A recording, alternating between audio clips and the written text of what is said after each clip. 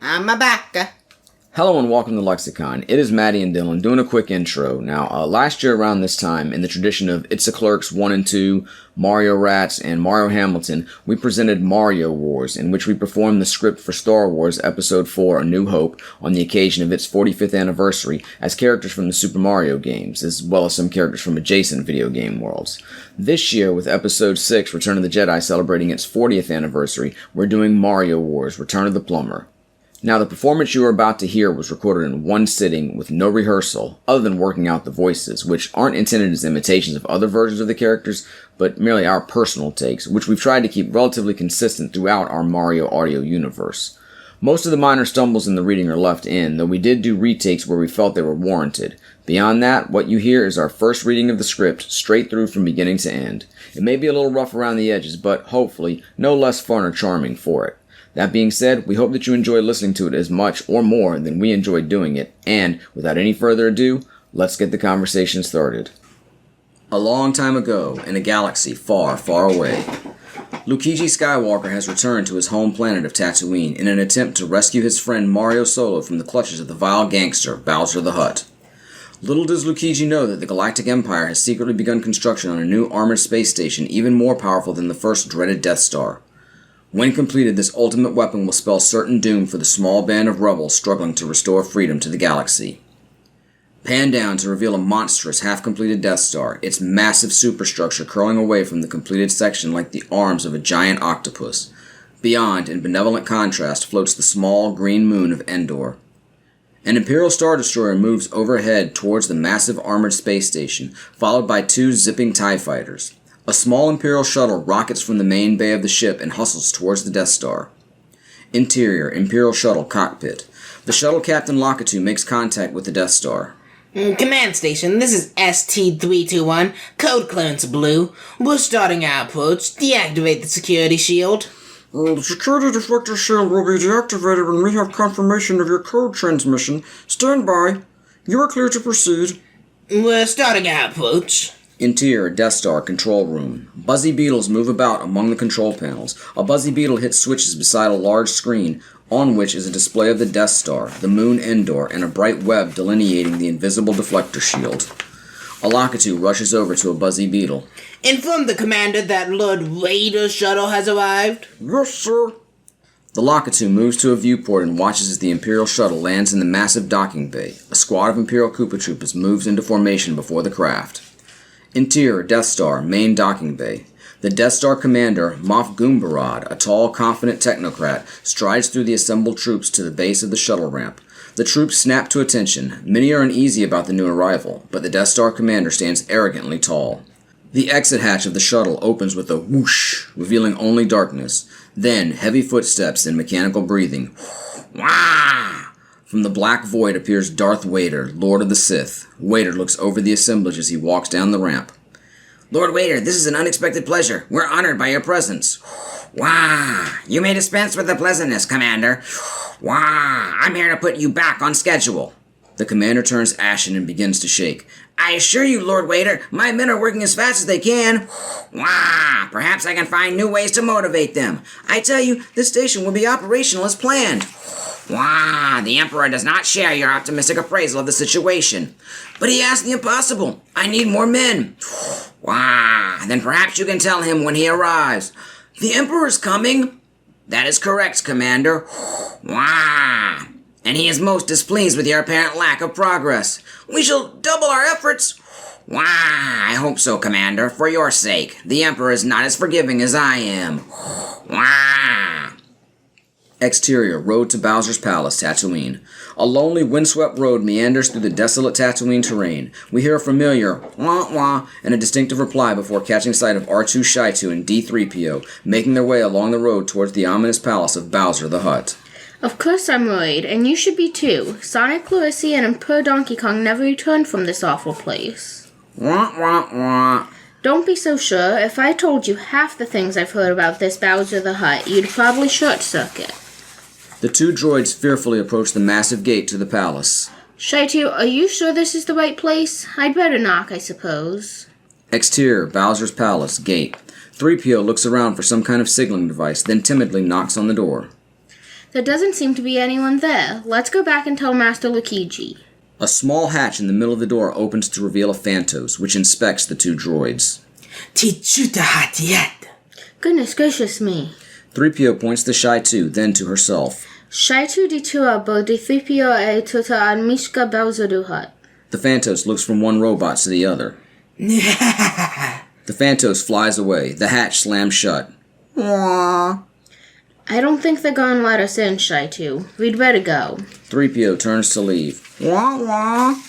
Suddenly, the massive door starts to rise with a horrific metallic screech. The robots turn back and face an endless black cavity. The droids look at one another, afraid to enter. Shai-Tu starts forward into the gloom. 3PO rushes after her stubby companion. The door lowers noisily behind them. Shaitu, wait. Oh, Shaitu, I really don't think we should rush into all this. Shai-Tu continues down the corridor with 3PO following. Oh, Shaitu, wait for me. Interior, Bowser's Palace, hallway. The door slams shut with a loud crash that echoes throughout the dark passageway. The frightened robots are met by two giant piglin guards who fall behind them. 3PO glances quickly back at the two lumbering brutes, then back to Shai-Tu. Wah. Just you deliver Master Lukiji's message and get us out of here. Oh my, oh no. Walking toward them out of the darkness is Mouser Tuna, a humanoid mouse in sunglasses. Daiwana Wanga. Oh my, Daiwana Waga, we bring a message to your master, Bowser the Hutt. Wah, wah, wah, wah, wah. And a gift. What gift? Mouse shakes his head negatively. Ni laba nu bada, mi chare su goody. Mao holds out his hand towards Shai-Tu and the tiny droid backs up a bit. Wah, wah, wah. 3PO looks to the strange-looking alien. He says that our instructions are to give it only to Bowser himself. Mao thinks about this for a moment. I'm terribly sorry. I'm afraid he's ever so stubborn about these sort of things. Mao gestures for the droids to follow. Nudja. The droids follow the tall, whiskered alien into the darkness, trailed by the two guards. Shaitu, I have a bad feeling about this. Interior, Bowser's throne room. The throne room is filled with the vilest, most grotesque creatures ever conceived in the universe. Shai-Tu and 3PO seem very small as they pause in the doorway to the dimly lit chamber. Light shafts partially illuminate the drunken courtiers as Mouser Tuna crosses the room to the platform upon which rests the leader of this nauseating crowd, Bowser the Hutt. The monarch of the galactic underworld is a repulsive blob of bloated fat with a maniacal grin. Chained to the horrible creature is a beautiful alien female dancer named Aerith.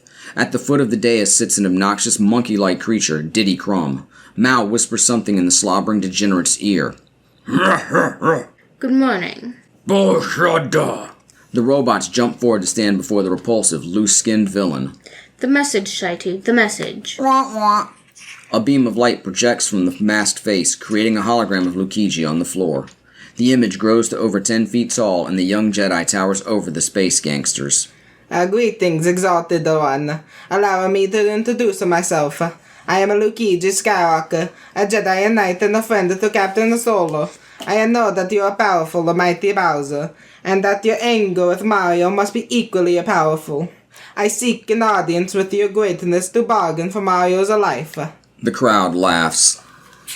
With your wisdom, I'm sure that we can work out an arrangement which will be mutually beneficial and enable us to avoid any unpleasant confrontation. As a token of my goodwill, I present you a gift. These are two droids. 3PO is startled by this announcement. What did he say? Both are hard-working and will serve you well. This can't be. Shaitu, you're playing the wrong message. Lukiji's hologram disappears. No bargain. We're doomed. Not give up my favorite decoration. You jump at the light Captain Solo where he is. Ha ha ha ha ha. Bowser looks towards an alcove beside the throne. Hanging high, flat against the wall, exactly as we saw him last, is a carbonized Mario Solo. Shaitu, look, Captain Solo, and he's still frozen in carbonite. Interior, dungeon corridor. One of Bowser's piglin guards marches Shai-Tu and 3PO down a dank, shadowy passageway lined with holding cells. The cries of unspeakable creatures bounce off the cold stone walls. Occasionally a repulsive arm or tentacle grabs through the bars at the hapless droids. Wah wah. What could possibly have come over Master Lukiji? Is it something I did? He never expressed any unhappiness with my work. Oh, hold it. Oh. A large tentacle wraps around 3PO's neck. He manages to break free, and they move on to a door at the end of the corridor. Interior boiler room. The door slides open, revealing a room filled with steam and noisy machinery. The guard motions them into the boiler room, where they are met by a short, silver, humanish robot named Chibi Robo. Behind the robot can be seen a torture rack, pulling the legs off of a screaming work droid. A second power droid is upside down. As smoking branding irons are pressed into his feet, the stubby robot lets out an agonized electronic scream. Shai-Tu and 3PO cringe as the guard grunts to Chibi Robo. Good. New acquisitions. You are a protocol droid, aren't you? I am D3PO. Human Yes or no will do. Oh, well, yes. How many languages do you speak? I am fluent in over 6 million forms of communication and can readily... Splendid. We have been without an interpreter since our master got angry with our last protocol droid and disintegrated him. Disintegrated? God, this protocol droid might be useful. Fit her with a restraining bolt and take her to His Excellency's main audience chamber. The guard shoves 3PO towards the door. As she disappears from view, Shai-Tu, don't leave me! Oh! Shai-Tu lets out a plaintive cry as the door closes. Wah wah! You're a feisty little one, but soon you'll learn some respect. I have need for you on the master sail barge, and I think you'll fit in nicely. The poor work droid in the background lets out another tortured electronic scream. Interior, Bowser's throne room. The court of Bowser the Hutt is in the midst of a drunken, raucous party. Sloppy, smelly monsters cheer and make rude noises as a pair of dancers, Aerith and Tifa, perform in front of Bowser's throne. Bowser leers at the dancers and, with a lustful gleam in his eye, beckons Aerith to come and sit with him. She stops dancing and backs away, shaking her head. Bowser gets angry and points to a spot next to him. Da ether! The lovely ancient shakes her head again and screams, Not Chuba Negatori! No, not Tuta! Bowser is furious and pulls her towards him, tugging on the chain. Bosca! He pushes a button and, before the dancer can flee, a trap door on the floor springs open and swallows her up, as the door snaps shut.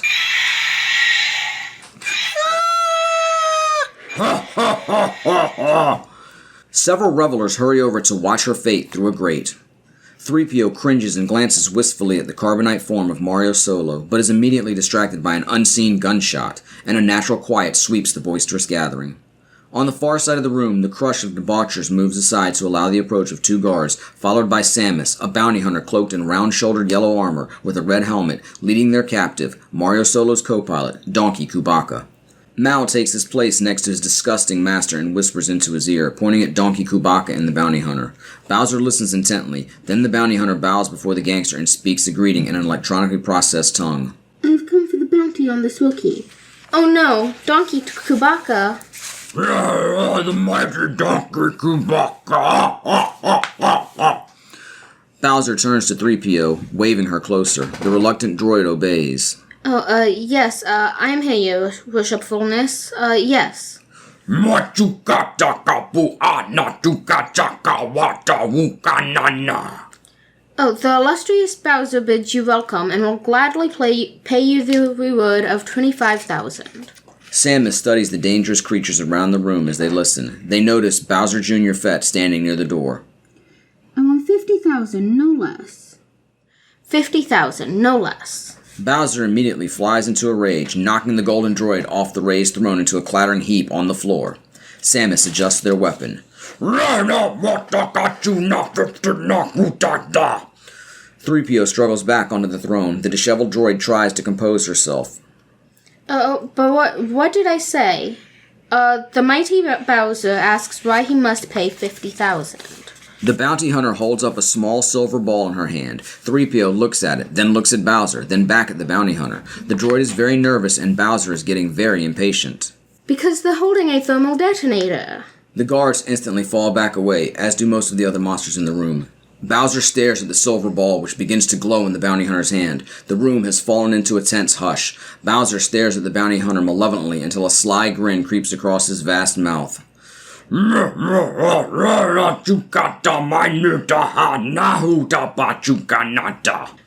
offers the sum of 35, and I do suggest you take it. Mao and the other monsters study the bounty hunter and wait for his reaction. Samus releases a switch on the thermal detonator, and it goes dead. Zebus. They agree. The raucous crowd of monsters erupts in a symphony of cheers and applause as the party returns to its full noisy pitch. As DK is led away, we spot Sonic Calrissian, disguised as a skiff guard in a partial face mask. The band starts up and dancing girls take the center of the floor, to the hoots of the loudly appreciative creatures. Samus leans against a column with gunfighter cool and surveys the scene, their gaze stopping only when it connects with the glare from across the room. Bowser Jr. Fed is watching them. Samus shifts slightly, cradling their weapon lovingly. Bowser Jr. shifts with equally ominous arrogance. Interior, dungeon corridor and cell. Piglin guards lead DK down the same hallway we saw before. A tentacle reaches out at the Wookiee. The tentacle snaps back into its cell in terror. It takes all the guards to hurl DK roughly into a cell, slamming the door behind him. As he howls, DK bangs on the iron door. Exterior, Bowser's Palace. The palace is sitting in the light of the double sunset. On the road in front, a wiggler flicks its tongue out for a desert snack and burps in satisfaction. Interior, Bowser's Palace. Silence. The room is deserted, only the awful debris of the alien celebration giving mute witness to the activity here before. Several drunk creatures lie unconscious around the room, snoring loudly. A shadowy figure moves stealthily among the columns at the perimeter of the room and is revealed to be Samus, the bounty hunter. They pick their way carefully through the snoring drunken monsters. Mario Solo, the frozen space pirate, hangs spotlighted on the wall, his coffin-like case suspended by a force field. The bounty hunter deactivates the force field by flipping a control switch to one side of the coffin. The heavy case slowly lowers to the floor of the alcove. Samus steps up to the case, studying Mario, then turns to the controls on the side of the coffin. They activate a series of switches and, after one last, hesitant look at Mario, slides the decarbonization lever. The case begins to emit a sound as the hard shell covering the contours of Mario's face begins to melt away. The bounty hunter watches as Mario's body is freed of its metallic coat and his forearms and hands, previously raised in reflexive protest, drop slackly to his side. His face muscles relax from their mask of horror. He appears quite dead.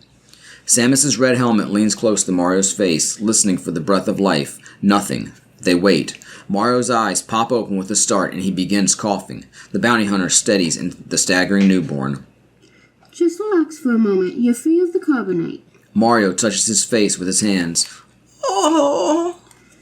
You have hibernation sickness. I can't see. Your eyesight will return in time. Oh, where am I? Bowser's Palace. Who are you? The bounty hunter reaches up and lifts the helmet from their head, revealing the beautiful face of Princess Peach. Someone who loves you. Peach? I gotta get you out of here. As Peach helps her weakened lover to stand up, the relative quiet is pierced. What's that? I know that laugh. The curtain on the far side of the alcove opens, revealing Bowser the Hutt, surrounded by Mouser, Tuna, and other aliens. Hey, Bowser. Look, Bowser. I was just on my way to pay you back, but I got a little sidetracked. It's not my fault. Look,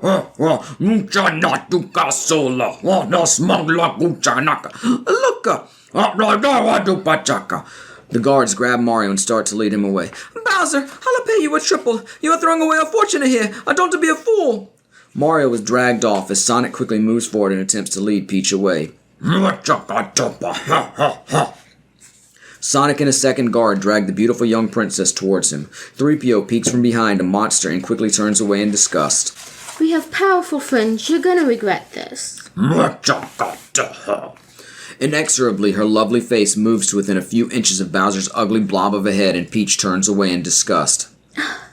Oh, I can't bear to watch.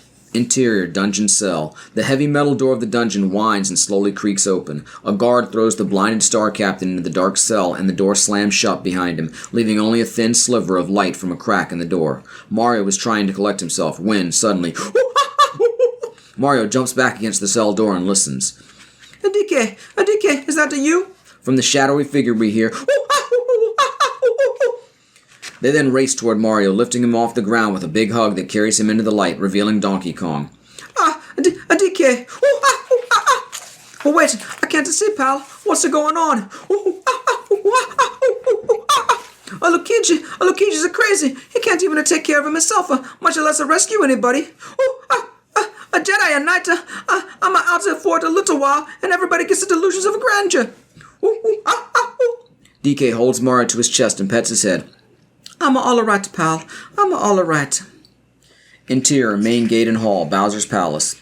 Noisily, the main gate lifts to flood the blackness with blinding light and reveal the silhouetted figure of Luigi Skywalker. He is clad in a robe similar to Wario's and wears neither pistol nor laser sword. Luigi strides purposefully into the hallway. Two giant guards move to block Luigi's path. Luigi halts. Luigi raises his hand and points at the puzzled guards, who immediately lower their spears and fall back. The young Jedi lowers his hand and moves on down the hallway. Mouser Tuna appears out of the gloom. Muchukatanika-tuka, Skywalker.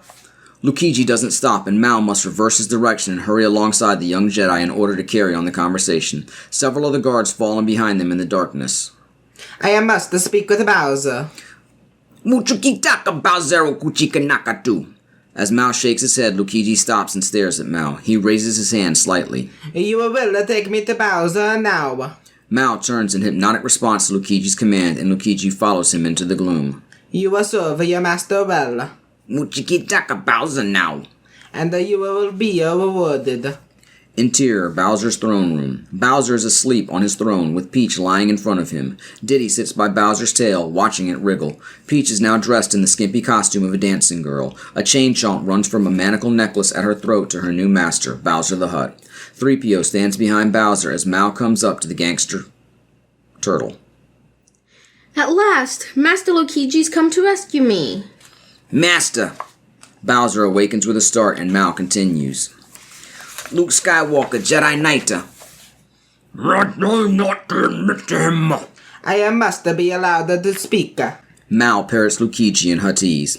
Michuka Nakamata Kuchakacha.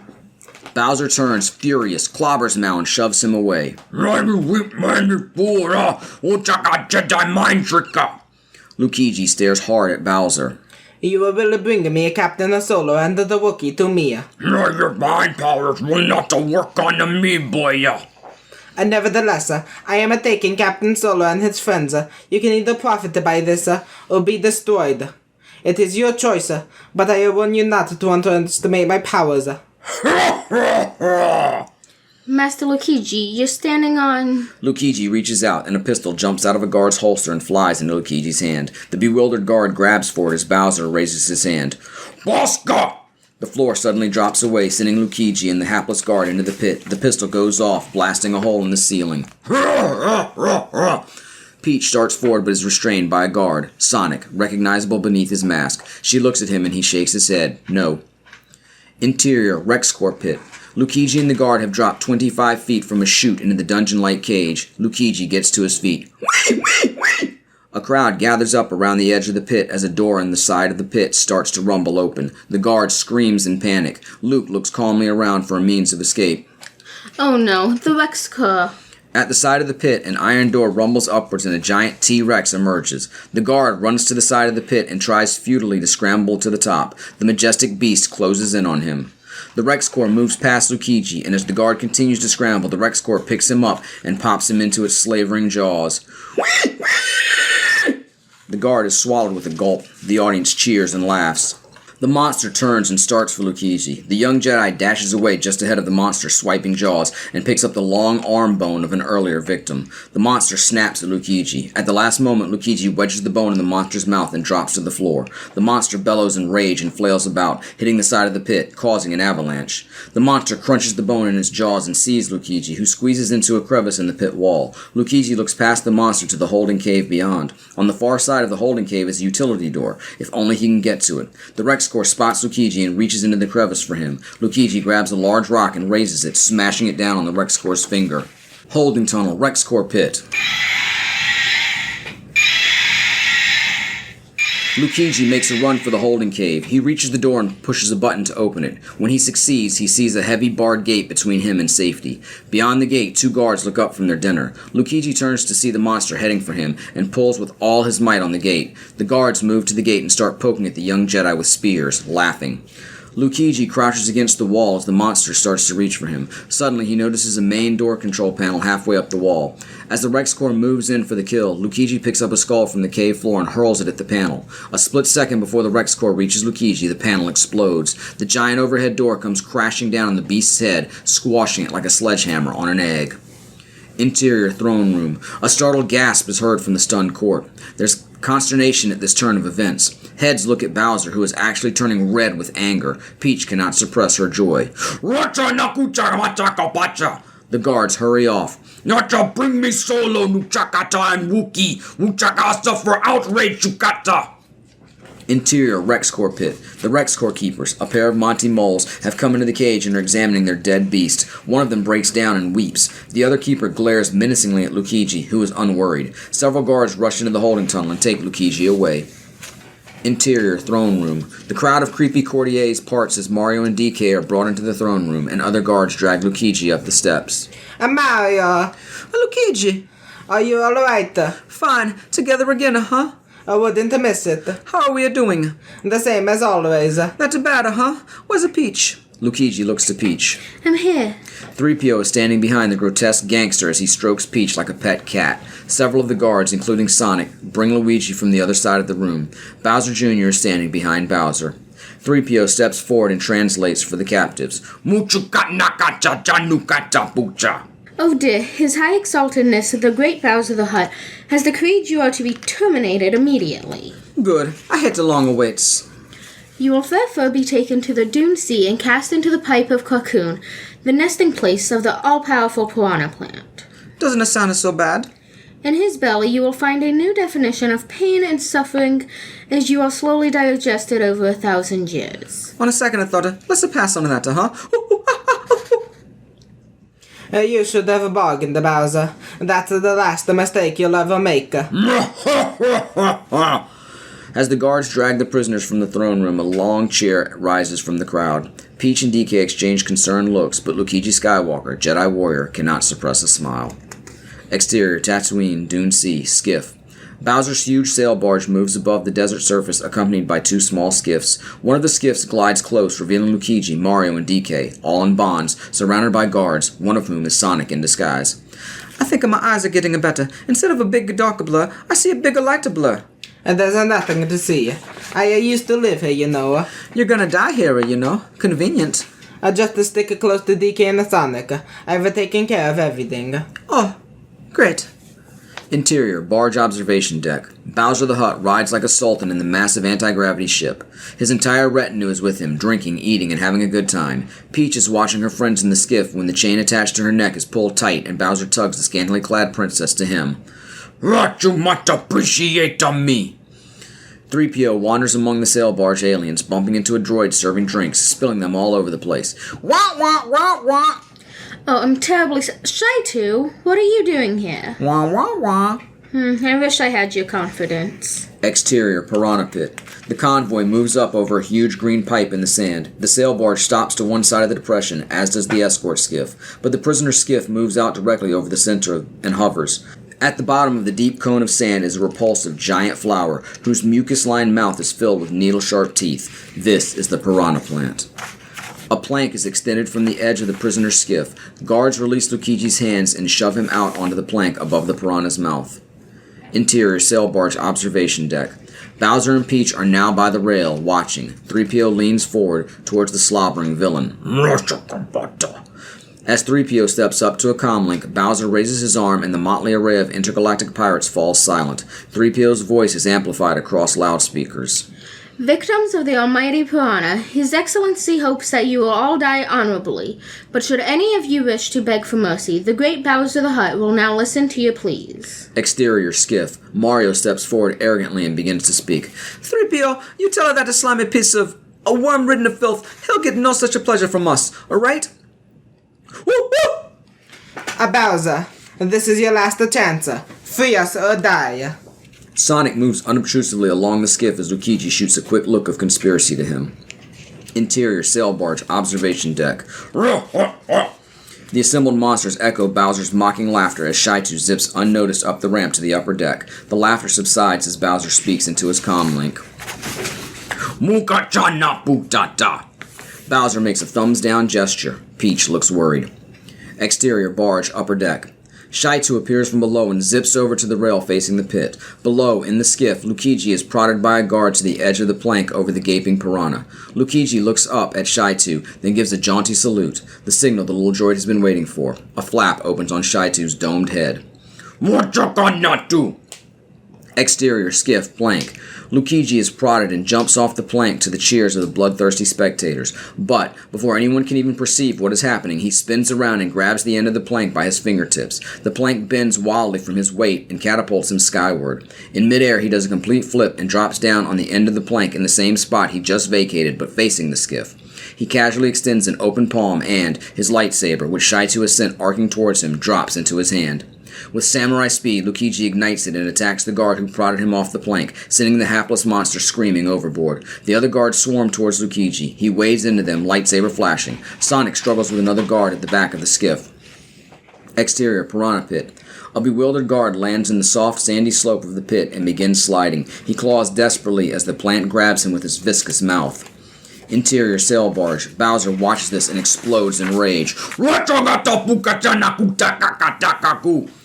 The guards around him rush off to do his bidding. The scuzzy creatures watching the action from the window are in an uproar. Exterior, skiff. Luigi knocks another guard off the skiff and into the waiting mouth of the piranha. He starts to untie DK's bonds. Easy, DK. At that moment, the deck gunman on the barge unleashes a series of bullet bills from the big cannon on the upper deck. Sonic is tossed from the deck of the rocking skiff. He manages to grab a rope and dangles desperately above the piranha pit. Whoa! Whoa! Help! Exterior, upper deck, sail barge. With 2 swift strides, the dangerous Bowser Jr. hops into his flying clown car, blasts into the air, and flies from the barge down to the skiff. Exterior, skiff. Bowser Jr. leaps from his clown car and lands on the skiff and starts to aim his laser gun at Luigi, who has freed Mario and DK from their bonds. But before Bowser Jr. can fire, the young Jedi spins on him, lightsaber sweeping, and hacks the bounty hunter's gun in half. Immediately, the skiff takes another direct hit from the barge's deck gun. Shards of skiff deck fly. DK and Mario are thrown against the rail. DK, are you okay? Where is he? I'm okay, pal. For a moment, Luigi is distracted, and in that moment, Bowser Jr. fires a cable out of his armored sleeve. Instantly, Luigi is wrapped in a strong cable, his arms pinned against his side, his sword arm free only from the wrist down. Luigi bends his wrist so the lightsaber points straight up to reach the wire lasso and cuts through. Luigi shrugs away the cable and stands free. Another blast from the barge's deck gun hits near Bowser Jr., and he is knocked unconscious to the deck, next to where Sonic is hanging. Mario! DK! Sonic! Luigi is a little shaken but remains standing as a fusillade brackets him. The second skiff, loaded with guards firing their weapons, moves in on Luigi fast. Luigi leaps toward the incoming second skiff. The young Jedi leaps into the middle of the second skiff and begins decimating the guards from their midst. DK, wounded, tries to lift himself as he guides Mario toward a spear which has been dropped by one of the guards. Mario searches the deck as DK barks direction. Finally, he grabs hold of the spear. Bowser Jr., badly shaken, rises from the deck. He looks over at the other skiff where Luigi is whipping a mass of guards. Bowser Jr. raises his arm and aims his lethal appendage. Bowser Jr. Bowser Jr. Where? The space pirate turns around blindly and the long spear in his hand whacks squarely in the middle of Bowser Jr.'s clown car. The impact of the swing causes the car to ignite, slams into Bowser Jr. and sends him flying over the second skiff like a missile, smashing against the side of the huge sail barge and sliding away into the pit. Ah! His armored body makes its last flight past Sonic and directly into the mucous mouth of the piranha. The plant burps. Interior, sail barge. Peach turns from the spectacle outside, leaps onto Bowser's throne, and throws the chain that enslaves her over his head around the bulbous neck. Then she dives off the other side of the throne, pulling the chain violently in her grasp. Bowser's flaccid neck contracts beneath the tightening chain. His huge eyes bulge from their sockets, and his scum-coated tongue flops out. The exalted Hutt's huge body spasms through its death throes and then slams down into the final stillness. Peach struggles to free herself of her bondage. Exterior, skiff. Luigi continues to destroy the aliens on the guard's skiff as Mario extends his spear downward to Sonic, who is still dangling precariously from a rope on the prisoner's skiff. Sonic, grab it! Lower it! I'm trying! A major hit from the barge deck gun knocks the skiff on its side. Mario and almost everything else on board slides overboard. The rope breaks and Sonic falls to the side of the piranha pit. Luckily, Mario's foot catches on the skiff railing and he dangles above Sonic in the pit. The wounded Wookiee holds onto the skiff for dear life as another hit from the deck gun rocks the skiff violently. Grab me, DK! I'm slipping! DK grabs hold of Mario's feet, holding him upside down as Mario extends the spear towards Sonic, who is clutching to the side of the pit. Grab it! Sonic, grab it! Lukiji finishes off the last guard on the second skiff. He sees the deck gun blasting away at his helpless companions. Lukiji leaps from the skiff across a chasm of air to the sheer metallic side of the sail barge. Barely able to get a fingerhold, he begins a painful climb up the hill when, suddenly, an axe smashes through a window an inch from his head. With Jedi agility, Lukiji grasps the wrist holding the axe and yanks the helpless guard through the broken window and into the deadly pit. The injured DK is reaching over the rail for the dangling Mario, who is, in turn, blindly reaching down towards the desperate Sonic. The Baron has stopped his slippage down the sandy slope toward the piranha pipe by lying very still. Every time he tries to reach for Mario, the loose sand moves him closer to his final reward. Grab it! Almost! You got it! Another bullet bill hits the front of the tilted skiff, causing Sonic to let go of the spear. Hold it! Whoa! Again, Mario extends the spear towards Sonic. Gently now. Oh, all right. Now, easy. Hold me, DK. Ah! The piranha has closed its jaws over Sonic's ankle, dragging him toward the pipe. DK, give me the fire flower. Don't move, Sonic. No, wait. I thought you were blind. It's all right. Trust me. Don't move. All right. A little higher. Just a little higher. Mario adjusts his arm as Sonic lowers his head, and the fuzzy-eyed pirate fires at the plant. Direct hit. The plant releases Sonic, and DK starts to pull them on board the skiff. DK, pull us up. Come on. Okay, up, DK. Up. Exterior, upper deck. The deck gunners have DK and the desperate dangling human chain in their gun sights when something up on deck commands their attention.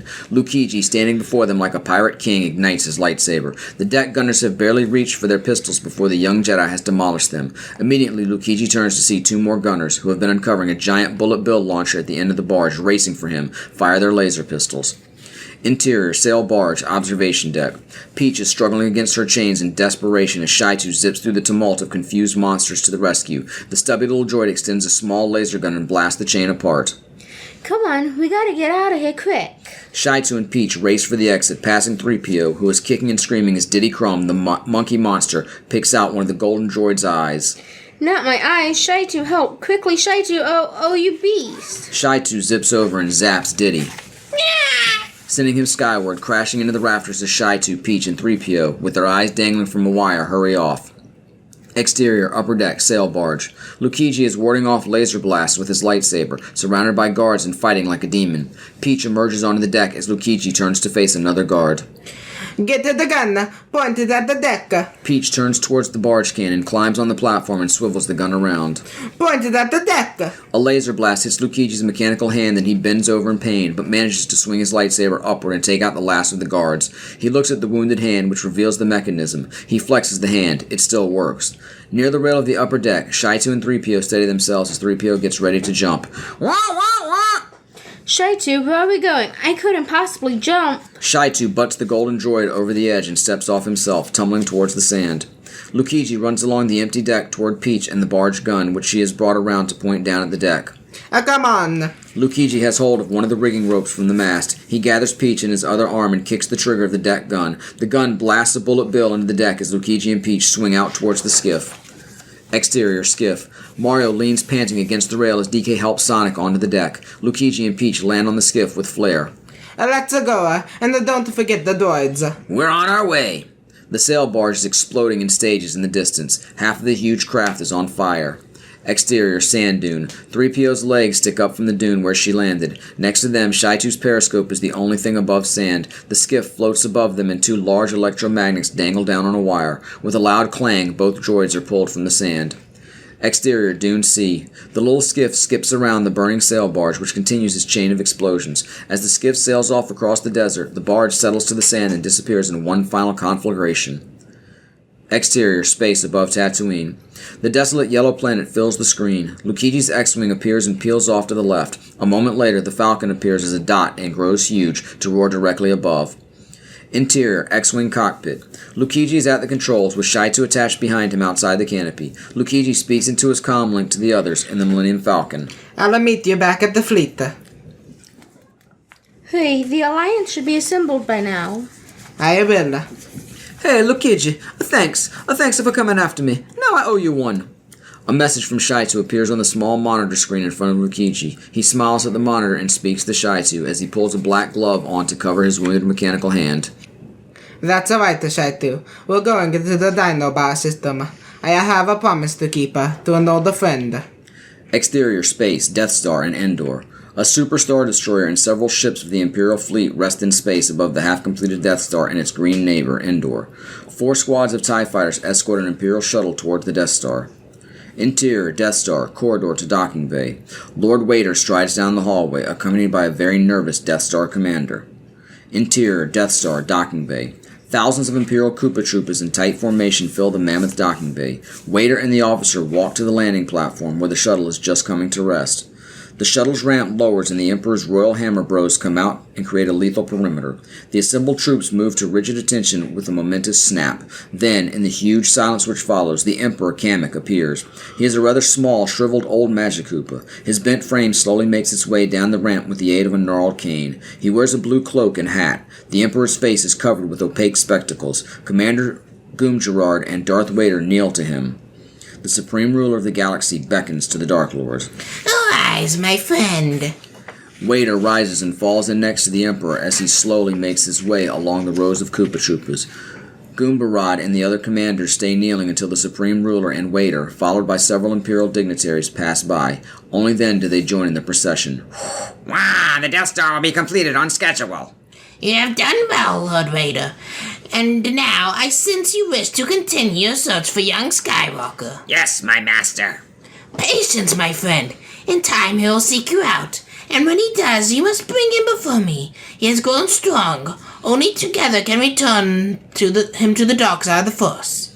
As you wish. Everything is proceeding as I have foreseen. They pass along the vast line of Imperial Koopa Troopers. Exterior, Yoshi's house, Dinobah. Once again, Shaitu finds himself waiting around in the damp environs of the swamp planet, and he's none too happy about it. Wah. He turns to look at Yoshi's cottage. Warm yellow light escapes the oddly shaped windows to fight the gloom. Interior, Yoshi's house. The tip of a walking stick taps hesitantly across the earthen floor of the cottage. Our view travels up the stick to the small green hand that clutches it, and then to the familiar face of Yoshi, the Jedi Master. His manner is frail, and his voice, though cheerful, seems weaker. That face you make. Look I so old to young eyes?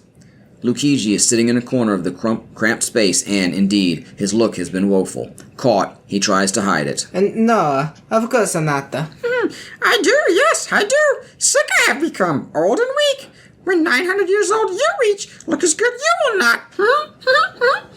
Yoshi hobbles over to his bed. Soon I will rest, yes, forever sleep. Earned it, I have. Yoshi sits himself on his bed with great effort. Master Yoshi, you can't die. Strong I am with the Force, but not that strong. Twilight is upon me, and soon night must fall. That is the way of things, the way of the Force. But I need your help. I've come back to complete the training. No more training do you require. Already know that which you need.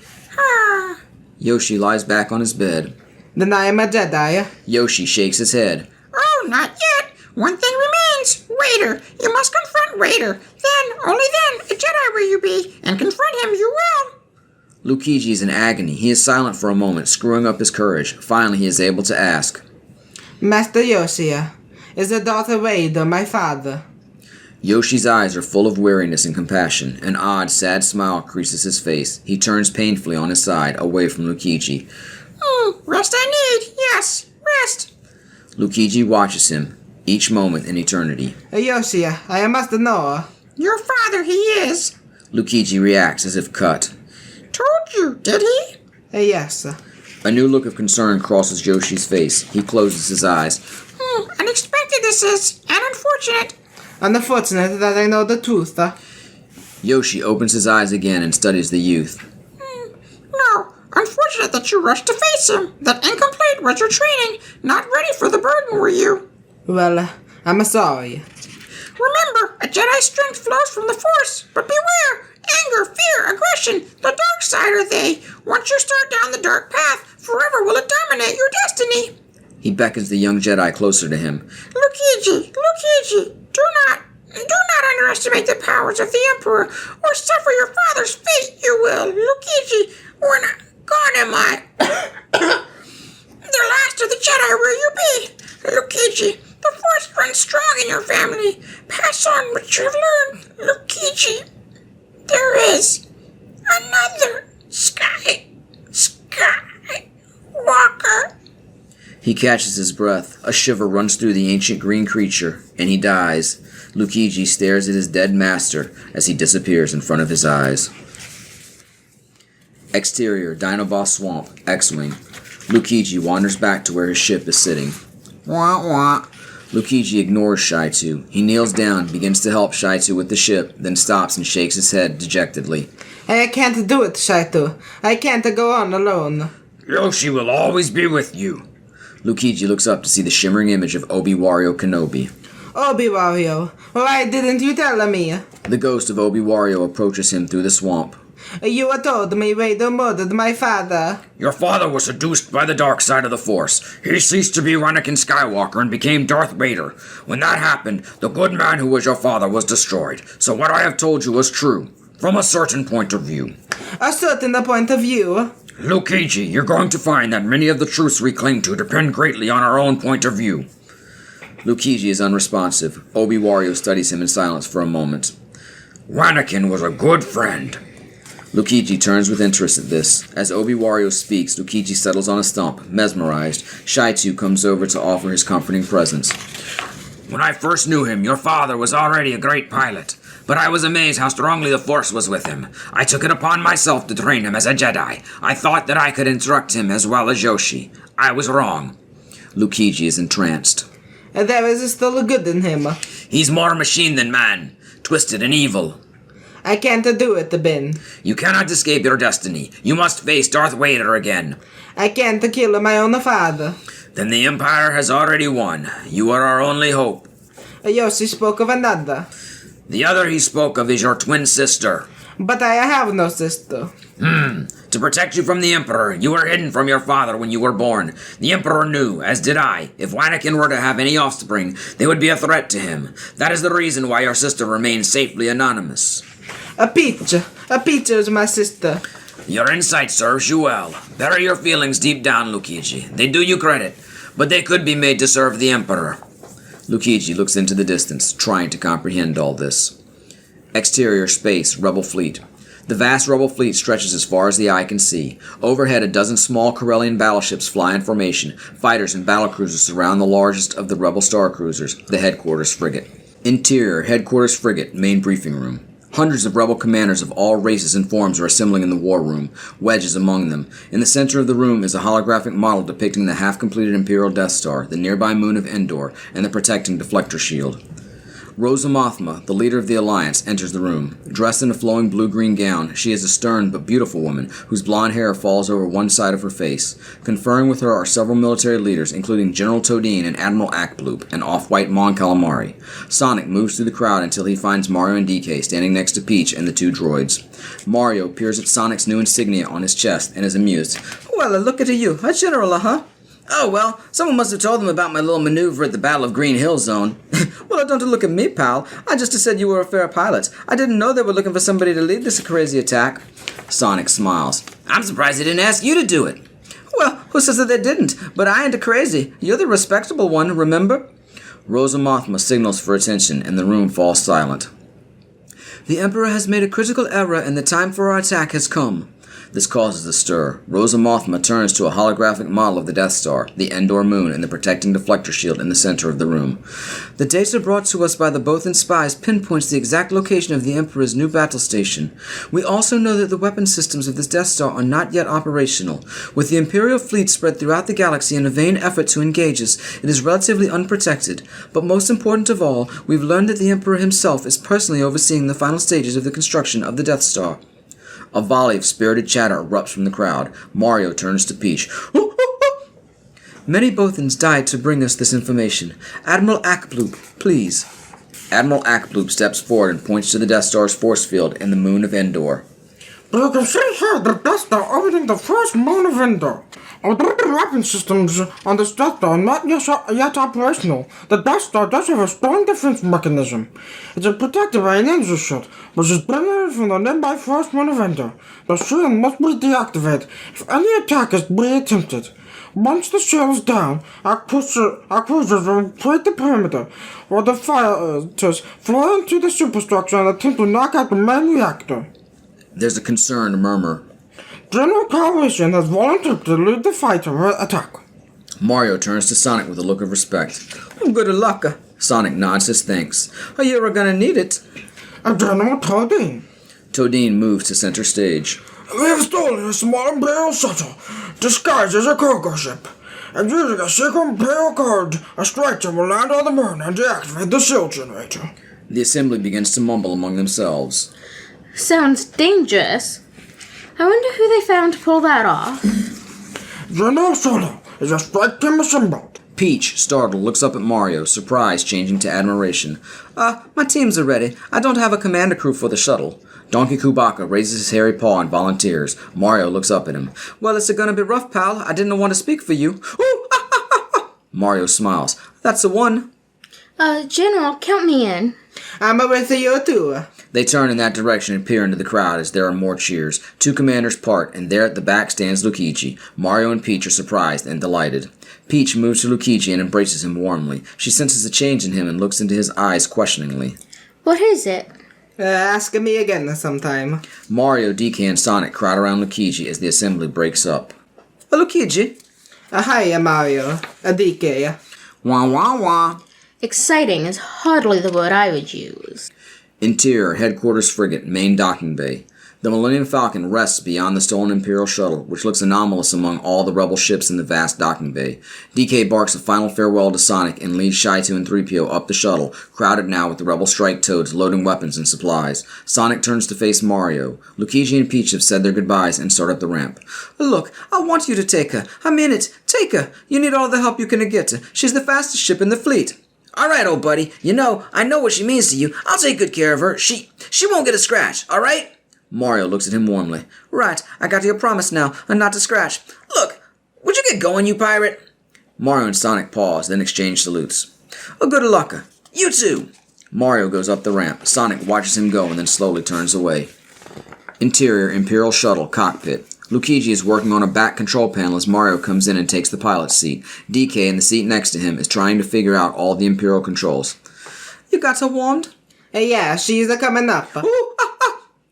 No, I don't think the Empire had Wookiees in mind when they designed her, DK. Peach comes in from the hold and takes her seat near Luigi. DK hits some switches. Mario's glance is stuck on something out the window, the Millennium Falcon. Peach nudges him gently.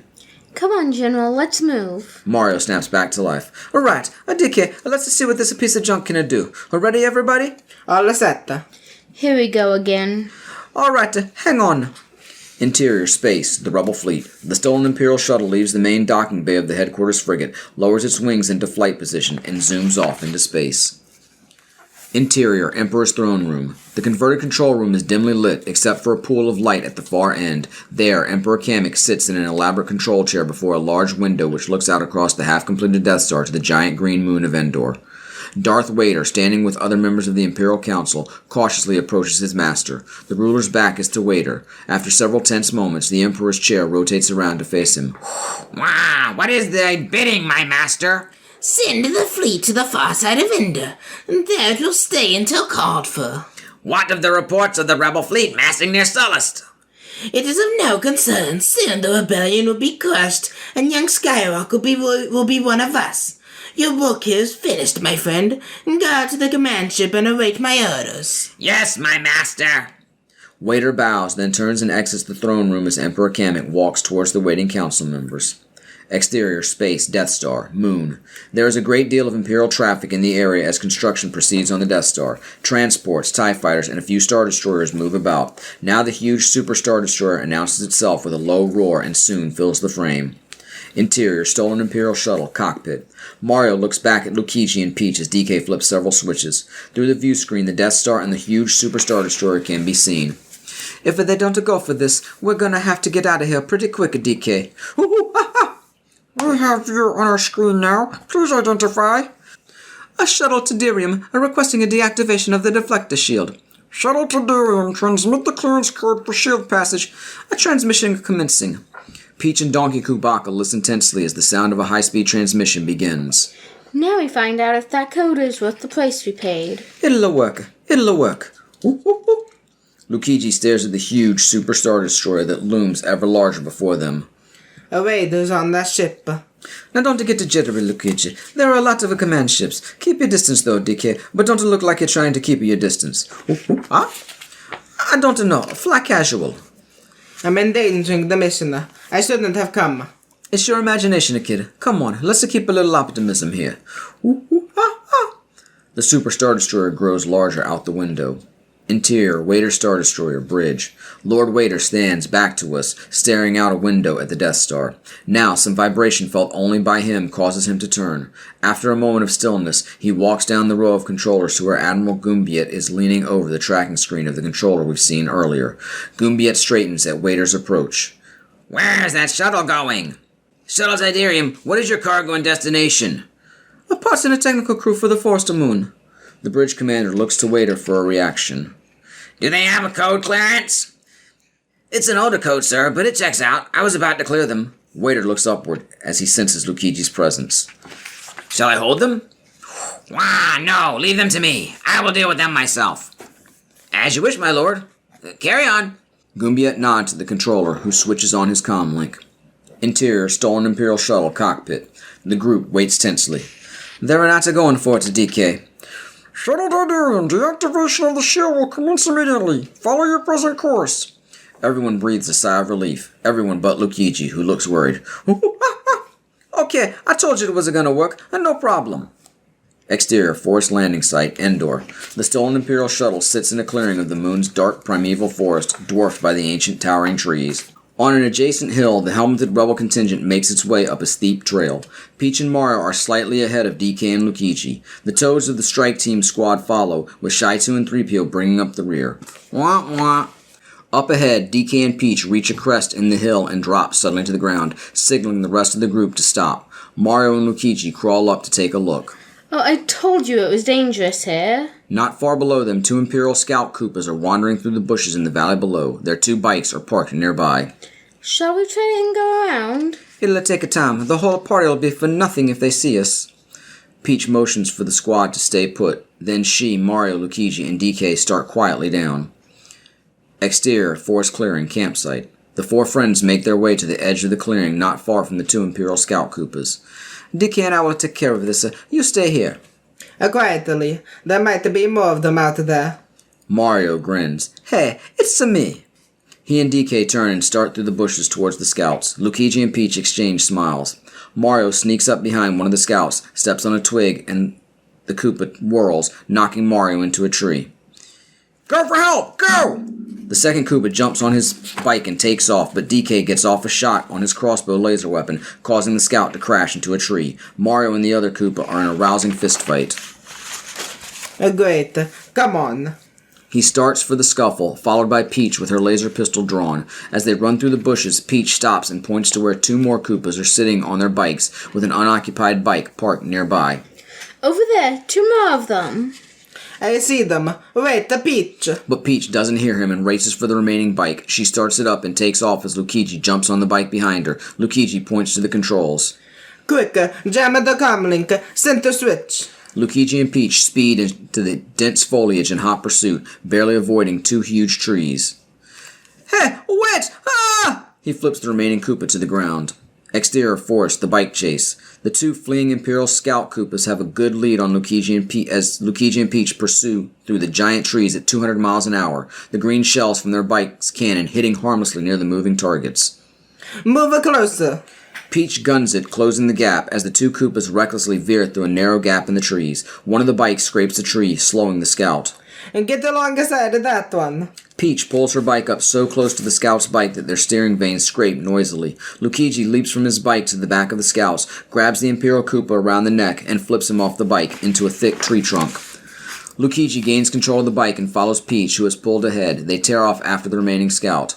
Get him. The speeding chase passes 2 more Imperial Scout Koopas.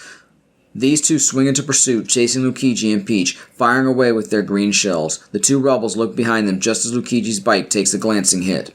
Indicating the one ahead, Luigi says, Keep on that one. I'll take these 2. With Peach shooting ahead, Luigi suddenly slams his steering vanes into the braking mode. Luigi's bike is a blur to the two pursuing scouts as they zip by him on either side. Luigi slams his bike into forward and starts firing away, having switched places with his pursuers in a matter of seconds. Luigi's aim is good, and one scout's bike is blasted out of control. It explodes against a tree trunk.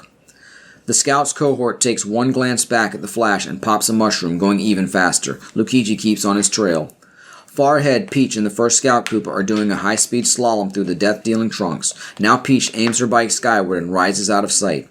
The Scout turns in confusion, unable to see his pursuer. Suddenly, Peach dives down upon him from above, green shells blasting. The Scout's bike takes a glancing hit. Peach moves in alongside him. The Scout Koopa eyes her beside him, reaches down, and pulls out a red shell. Before Peach can react, the Scout has blasted her bike, sending it out of control. Peach dives off as her bike explodes against a tree. The happy Scout looks back at the explosion, but when he turns forward again, he is on a collision course with a giant fallen tree. He hits his brakes to no avail and disappears in a conflagration. In another part of the forest, Luigi and the last remaining Scout continue their weaving chase through the trees. Now Luigi moves up close. The Scout responds by slamming his bike into Luigi. A fallen tree forms a bridge across their path. The Scout zips under, Luigi goes over the top and crashes his bike down on the Scouts.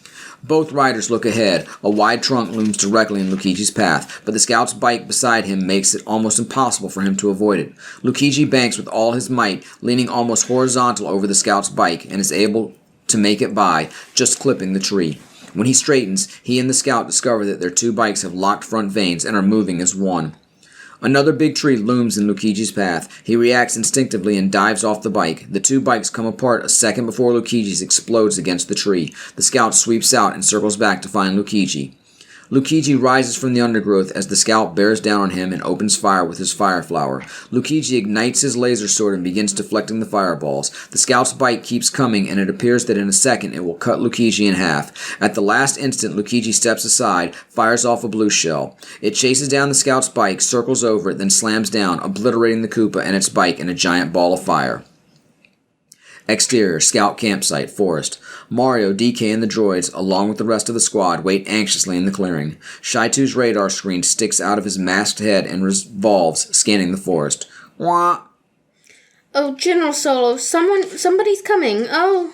Mario, DK, and the rest of the squad raise their weapons. Luigi steps out of the foliage to find the weapons trained on him. He's too tired to care. He plops himself down on a boulder and looks around. Oh, Luigi, where's the Peach? What? She didn't come back? I thought she was with you. We got separated. Luigi and Mario exchange a silent, grim look. Luigi gets up warily. Hey, we better go looking for her. Mario nods and signals to a rebel officer. Take the squad ahead. We'll meet at the shield generator at 0300. Come on, Shy-Two. We'll need your scanners. Luigi, DK, Mario, and the droids move off in one direction as the squad proceeds in another. Don't worry, Master Luigi. We know what to do. They move off into the woods. 3PO turns to Shy-Two. And you said it was pretty here. Hug. Exterior, forest clearing, Peach's crash site. A strange little yellow face with large red circles on his cheeks comes slowly into view. The creature is a Pokemon by the name of Pikachu. He seems somewhat puzzled and prods Peach with a slight shock. The princess groans. This frightens the stubby ball of fuzz, and he shocks her again. Peach sits up and stares at the 1 3/4 foot high Pokemon. She tries to figure out where she is and what has happened. Her clothes are torn, she's bruised and disheveled. The Pokemon jumps up and fires off a 4-foot long lightning bolt. Peach watches him as he circles warily and begins zapping her with tiny shocks. Cut it out! She stands up and the Pokemon quickly backs away. I'm not going to hurt you. Peach looks around at the dense forest and at the charred remains of her bike, then sits down on a fallen log. Well, looks like I'm stuck here. Trouble is, I don't know where here is. She puts her head in her hands to rub away some of the soreness from her fall. She looks over at the watchful little Pokemon and pats the log beside her. Well, maybe you can help me. Come on, sit down. Pika? Peach pats the log again. I promise I won't hurt you. Now come here. Pika, Pika! Hi, you want something to eat? She takes a scrap of food out of her pocket and offers it to him. Pikachu takes a step backward, then cocks his head and moves cautiously toward Peach. Pika, Pika, Pika, Pika! That's right. Come on, Sniffing the food cautiously, the Pokemon comes toward Peach and sits on the log beside her. She takes off her helmet and the little creature jumps back, startled again. He runs along the log, sparks flying from his cheeks. Pika, Pika, Pika, Pika, Pika, Pika. Peach holds out the helmet to him. Look, it's a hat. It's not gonna hurt you. Look, you're a jittery little thing, aren't you? Reassured, Pikachu lowers himself and climbs back on the log, coming to investigate the helmet. Suddenly, his ears perk up and he begins to sniff the air. He looks around warily. Pika, Pika. What is it? Suddenly, a laser bolt comes out of the foliage and explodes the log next to Peach. Peach and Pikachu both roll backwards off the log, hiding behind it. Peach holds her own laser gun ready while Pikachu disappears underneath the log. Another shot and still no sight of anyone in the forest. Then Peach senses something and turns to find a large Imperial Scout Koopa standing over her with his weapon pointed at her head. He reaches out his hand for her weapon. Freeze! Come on, get up! She hands the weapon over as a second scout emerges from the foliage in front of the log. Go get on your ride and take her back to base. Yes, sir. The second scout starts toward his bike as Pikachu, crouched under the log, shocks the first scout on the leg. The scout jumps. Ah! He looks down at Pikachu, puzzled. Peach grabs a branch and knocks him out. She dives for his laser pistol, and the second scout, now on his bike, takes off. Peach fires away and hits the escaping bike, causing it to crash into the first scout's bike, which flies end over end and explodes. The forest is quiet once more. Pikachu pokes his fuzzy head up from behind the log and regards Peach with new respect. Pika. Peach hurries over, looking around all the time, and motions the chubby little creature into the dense foliage. Come on, let's get out of here. As they move into the foliage, Pikachu takes the lead. He shrieks and tugs at Peach to follow him. Interior, Emperor's Throne Tower. The two Red Hammer Bros stand watch at the elevator as the door opens to reveal Waiter. Waiter enters the airy, foreboding throne room. It appears to be empty. His footsteps echo as he approaches the throne. He waits, absolutely still. The Emperor sits with his back to the Dark Lord. I told you to remain on the command ship. Wow, a small rebel force has penetrated the shield and landed on Endor. Yes, I know. My son is with them. Are you sure? I have felt him, my master. Strange that I have not. I wonder if your feelings on this matter are clear, Lord Raider. Waiter knows what he is being asked. They are clear, my master. Then you must go to the Sanctuary Moon and wait for him. He will come to me? I have foreseen it. His compassion for you will be his undoing. He will come to you, and then you'll bring him before me. Waiter bows. As you wish. The Dark Lord strides out of the throne room. Exterior, forest clearing, Peach's crash site. Mario, Luigi, DK, and the two droids are spread out as they move through the heavy foliage near the clearing where we last saw Peach. Luigi finds Peach's helmet, picks it up with an expression of concern. Luigi! Luigi! Luigi runs with the helmet to where Mario has found the charred wreckage of a bike in the grass. Oh, Master Luigi. There's a two more wrecked bikes back here, and I found this. He tosses the helmet to Mario. I'm afraid that Shy-Two's sensors can find no trace of Princess Peach. I hope she's all right. DK sniffs the air and then pushes off through the foliage. What, DK? What? DK!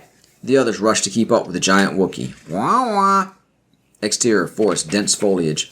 The group has reached a break in the undergrowth. DK walks up to a tall stake planted in the ground. There's a dead animal hanging from it. Hey, I don't get it. The rest of the group joins the Wookiee around the stake. Nah, it's just a dead animal, DK. DK can't resist. He reaches towards the meat. DK, wait, don't! Too late. The Wookiee has already pulled the animal from the stake. Spring! The group finds itself hanging upside down in a Pokemon net suspended high above the clearing. Wah wah wah wah. Ooh, ooh, ah. Their bodies are a jumble in the net. Mario removes a Wookiee paw from his mouth. Nice work. Great, DK, great. Always thinking with your stomach. Will you take it easy? Let's just figure a way out of this. He tries to free one of his arms. Mario, can you reach my lightsaber? Yeah, sure. Shy-Two is at the bottommost point in the net. He extends his cutting appendage and begins slicing at the net. Mario is trying to squeeze an arm past 3PO to get at Luigi's lightsaber. The net continues to spin. Shy-Two, I'm not sure that's such a good idea. It's a very long drop. Shy-Two is cut through the entire group tumbles out of the net, crashing to the ground. As they regain their senses and sit up, they realize they are surrounded by dozens of Pokemon, each assuming a threatening pose. What? Hey, aim at something else. Mario pushes the log wielded by Timber out of his face, and a second Pokemon warrior comes up to argue with Timber. The log returns to Mario's face. He grabs angrily and starts to go for his laser pistol. Hey! Mario, don't. It will be alright. The Pokemon swarm through them and confiscate their weapons. Luigi lets them take his lightsaber. DK, give me a crossbow. Shaitu and 3PO are just untangling themselves. 3PO gets free of the net and sits up, rattled. Oh, my head. Oh, my goodness. When the Pokemon see 3PO, they let out a gasp and chatter among themselves. The far-fetched nearest her drops his leek and prostrates himself before the droid. In a moment, all the Pokemon have followed suit. Whoop, whoop. Mario and Luigi regard the bowed creatures in wonder. The Pokemon begin to chant at 3PO. Do you understand anything they're saying? Oh, yes, Master Luigi. Remember that I am fluent in over 6 million forms of communication. What are they saying? Hello, I think. I could be mistaken. They're using a very primitive dialect, but I do believe they think I am some sort of goddess. Donkey Kubaka and Shaitu think that's very funny. Mario and Luigi exchange what next looks. Well, why don't you use your divine influence to get us out of this? I beg your pardon, General Solo, but that just wouldn't be proper. Proper? It's against my programming to impersonate a deity. Mario moves towards 3PO threateningly. Why you? The Pokemon move in to protect their goddess, and Mario is surrounded by a menacing circle, several aiming weapons at him. He holds up his hands placatingly. My mistake. She's an older friend of mine. Exterior forest. A procession of Pokemon winds through the ever-darkening forest. Their prisoners, Mario, Luigi, DK, and Shaitu, are tied to long poles and wrapped in vines, cocoon-like. Each pole is carried on the shoulders of several Pokemon. Behind their captives, 3PO is carried on a litter, like a king, by the remaining creatures. Exterior forest hallway, Moon Forest. The procession moves along a shaky, narrow wooden walkway, high in the giant trees. It stops at the end of the walkway, which drops off into nothingness. On the other side of the abyss is a village of mud huts and rickety walkways, attached to the giant trees. The lead Pokemon takes hold of a long vine and swings across to the village square. The other Pokemon follow suit. Exterior, Pokemon Village, Square. The procession winds its way into the village square. Mother Pokemon gather their babies up and scurry into their huts at the sight of the newcomers. The group stops before the largest hut. Mario, Luigi, DK, and Shaitu are still bound to their poles. Mario is placed on a spit above what looks like a barbecue pit, and the others are leaned against a tree nearby. 3PO's litter throne is gently placed near the pit. She watches with rapt fascination. Mario, Luigi, and DK are less than fascinated. I have a really bad feeling about this. Suddenly, all activity stops as Chansey, the tribal medicine man, comes out of the big hut. He examines the captives carefully, goes to join 3PO, whose throne has been placed on an elevated platform. A larger, gray-haired Pokemon, Chief Oranguru, is examining Luigi's lightsaber with great curiosity. Chansey speaks to 3PO and the assemblage of Pokemon, pointing to the prisoners tied to the stakes. Chansey! The Pokemon begin filling the pit under Mario with firewood. What did he say? I'm rather embarrassed, General Solo, but it appears you are to be the main course at a banquet in my honor. The drums start beating, and all the furry heads turn to the large hut. Peach emerges wearing an animal skin dress. She sees what's happening at the same moment the prisoners see her. Peach! As she moves towards them, the Pokemon block her way. Oh, your Royal Highness. Peach looks around at the assembled Pokemon. But these are my friends. 3PO, tell them they must be set free. 3PO talks to Oranguru and Chansey, who listen and shake their heads negatively. The medicine man gestures toward the prisoners. Chansey! Several Pokemon jump up and pile more wood on the barbecue with vigor. Peach trades frantic looks with Luigi and Mario. Somehow, I get the feeling that didn't help us very much. 3PO, tell them if they don't do as you wish, you'll become angry and use your magic. But Master Luigi, what magic? I couldn't possibly. Just to tell them. 3PO speaks to the Pokemon. The Pokemon are disturbed. Chansey steps forward and challenges 3PO. Luigi closes his eyes and begins to concentrate. You see, Master Luigi, they didn't believe me just. Now the litter throne with 3PO sitting on it rises from the ground. At first, 3PO doesn't notice and keeps talking. As I said they wouldn't. What's happening? Oh dear, oh. The Pokemon fall back in terror from the floating throne. Now 3PO begins to spin as though she were on a revolving stool, with 3PO calling out in total panic at her situation. Put me down! Help! Master Luigi! Shaitu! Somebody help! Master Luigi! Shaitu! Quickly! Do something, somebody! Oh! Oranguru! The Pokemon rush up and release the bound prisoners. Luigi and Mario enfold Peach in a group embrace. Luigi notices the spinning 3PO, wah wah, and slowly lowers the golden droid and the throne to the ground. Chansey orders the little droid cut down. Shaitu crashes to the ground. When the Pokemon set him upright, the little droid is fighting mad. Wah wah wah wah wah wah wah wah wah wah. The little red droid begins pursuing the nearest Pokemon, finally getting close enough to zap him with an electric charge. The Pokemon jumps 2 feet in the air and runs away, screaming. A small group of Pokemon surrounds the giant Wookiee, scratching their heads and marveling at his height. Oh, thank goodness. Thanks, 3PO. I never knew I had it in me. Interior, Chief's Hut, Council of Elders. A glowing fire dances in the center of the Spartan low-ceilinged room, creating a kaleidoscope of shadows on the walls. Along one side, a group of 10 Pokemon elders flank Chief Oranguru, who sits on his throne. The rebels sit along the walls of the hut, with 3PO between the two groups and Pikachu and Timber off to one side. 3PO is in the midst of a long, animated speech in the Pokemon's squeaky native tongue. The Pokemon listen carefully and occasionally murmur comments to each other. 3PO points several times at the rebel group and pantomimes a short history of the Galactic Civil War, mimicking the explosion and rocket sounds, imitating Imperial walkers. Throughout the long account, certain familiar names are distinguishable in English: Princess Peach, Shaitu, Darth Vader, Death Star, Jedi, Obi-Wan Kenobi. Wah, wah, wah. Yes, Shaitu, I was just coming to that. 3PO continues with Millennium Falcon, Cloud City, Wader, Mario Solo, Carbonite, Piranha, bringing the history up to the present time.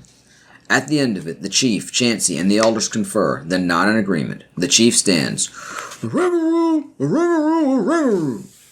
drums begin to sound, and all the Pokemon stand with a great cheer and screeches. What's going on? I don't know. Luigi has been sharing the joy with smiling visage, but now something passes like a dark cloud through his consciousness. The others do not notice. Wonderful. We are now part of the tribe. Several of the little monsters run up and hug the rebels. Just what I always wanted. Donkey Kubaka is being enthusiastically embraced by a Pokemon, while Pikachu clings to Mario's leg. Well, a shorter help is better than a no help at all, DK. Thank you, okay.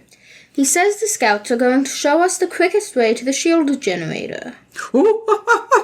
Luigi has drifted to the back of the hut. Now he wanders outside into the moonlight. Peach notices and follows. Good. How far is it? Ask him. We need some fresh supplies too, and I tried to get our weapons back. Mario pulls 3PO back as he keeps trying to translate. And hurry up, will ya? I haven't got all day. Exterior, Pokemon Village. The walkway is deserted now. The windows of the little huts glow and flicker from the fires inside. The sounds of the forest fill the soft night air. Luigi has wandered away from the Chief's hut and stands staring up at the Death Star. Peach finds him like that. Luigi, what's wrong? Luigi turns and looks at her a long moment. Peach, do you remember your mother? Your real mother? Just a little bit. She died when I was very young. What do you remember? Just images, really. Feelings. Tell me. She was very beautiful, kind, but sad. She looks up. Why are you asking me this? He looks away. I have no memory of my mother. I never knew her. Luigi, tell me, what's troubling you? A Vader is here, and now, on the moon. How do you know? I have felt his presence. He's a comer for me. He can feel when I'm near. That's why I have to go. He faces her. As long as I stay, I'm endangering the group and our mission here. I have to face him. Peach is distraught, confused. Why? Luigi moves close and his manner is gentle and very calm. He's my father. Your father? There's more. It won't be easy to hear it, but you must. If I don't make it back, you're the only hope for the Alliance. Peach is very disturbed by this. She moves away as if to deny it. Luigi, don't talk that way. You have a power I don't understand and could never have. You're wrong, Peter. You have that power too. In the time, you'll learn to use it as I have. The Force is strong in my family. My father has it. I have it. And my sister has it. Peach stares into his eyes. What she sees there frightens her, but she doesn't draw away. She begins to understand. Yes, it's you, Peach. I know. Somehow, I've always known. Then you know I have to face him. No, Luigi, run away, far away. If he can feel your presence, then leave this place. I wish I could go with you. No, you don't. You've always been strong. But why must you confront him? Because there is a good in him. I've felt it. He wants to turn me over to the Emperor. I can save him. I can turn him back to the good side. I have to try. They hold each other close and look at each other, brother and sister. Peach holds back her tears as Luigi slowly lets her go and moves away. He disappears onto the walkway that leads out of the village. Peach, bathed in moonlight, watches him go as Mario comes out of the chief's hut and comes over to her. Peach is crying, her body trembling. He realizes only now that she is crying. Hey, what's going on? Peach attempts to stifle her sobs and wipes her tears. Nothing. I just want to be alone for a little while. Nothing. Come on, tell me. What's going on? She looks up at him, struggling to control herself. I can't tell you. Did you tell Luigi? Is that who you could tell? He starts to walk away, exasperated, then stops and walks back to her. I'm sorry. Hold me. Mario gathers her tightly in his protective embrace. Exterior, forest, Imperial landing platform. An Imperial shuttle floats down from the Death Star and lands gracefully on the huge platform. Now, an Imperial walker approaches the platform from the darkness of the forest. The whole outpost, platform, walkers, military, looks particularly offensive in the midst of this verdant beauty. Exterior, Imperial landing platform, lower deck. Darth Vader walks down the ramp of the shuttle onto the platform, into an elevator, and appears on a ramp on a lower level. He walks toward another ramp exit and is met by 2 Koopa Troopers and a Goomba commander with Luigi, in binders, at their center. The young Jedi gazes at Vader with complete calm. This is a rebel that surrendered to us. Although he denies it, I believe there may be more of them, and I request permission to conduct a further search of the area. The Goomba extends his hand, revealing Luigi's lightsaber. He was armed only with this. Vader looks at Luigi, turns away and faces the commander, taking the lightsaber from the commander's hand. Good work, Commander. Leave us. Conduct your search and bring his companions to me. Yes, my lord. The officer and the troops withdraw. Vader and Luigi are left standing alone in the oddly tranquil beauty of the place. The sounds of the forest filter in upon them. Wow, the Emperor has been expecting you. I know, Father. So, you have accepted the truth. I have accepted the truth that you were once Anakin Skywalker, my father. Vader turns to face him. That name no longer has any meaning for me. It is the name of your true self. You've only forgotten. I know there is good in you. The Emperor hasn't driven it from you fully. That was why you couldn't destroy me. That's why you won't bring me to your Emperor now. Vader looks down from Luigi to the lightsaber in his own black-gloved hand. He seems to ponder Luigi's words. Vader indicates the lightsaber. I see you have constructed a new lightsaber. Vader ignites the lightsaber and holds it to examine its humming, brilliant blade. Your skills are complete, indeed. You are powerful, as the Emperor has foreseen. They stand for a moment, then Vader extinguishes the lightsaber. Come with me. Obi-Wario once thought as you do. Luigi steps closer to Vader, then stops. Vader is still. You don't know the power of the dark side. I must obey my master. I will not turn, and you'll be forced to kill me. If that is your destiny. Assert your feelings, Father. You can't do this. I feel the conflict within you. Let go of your hate.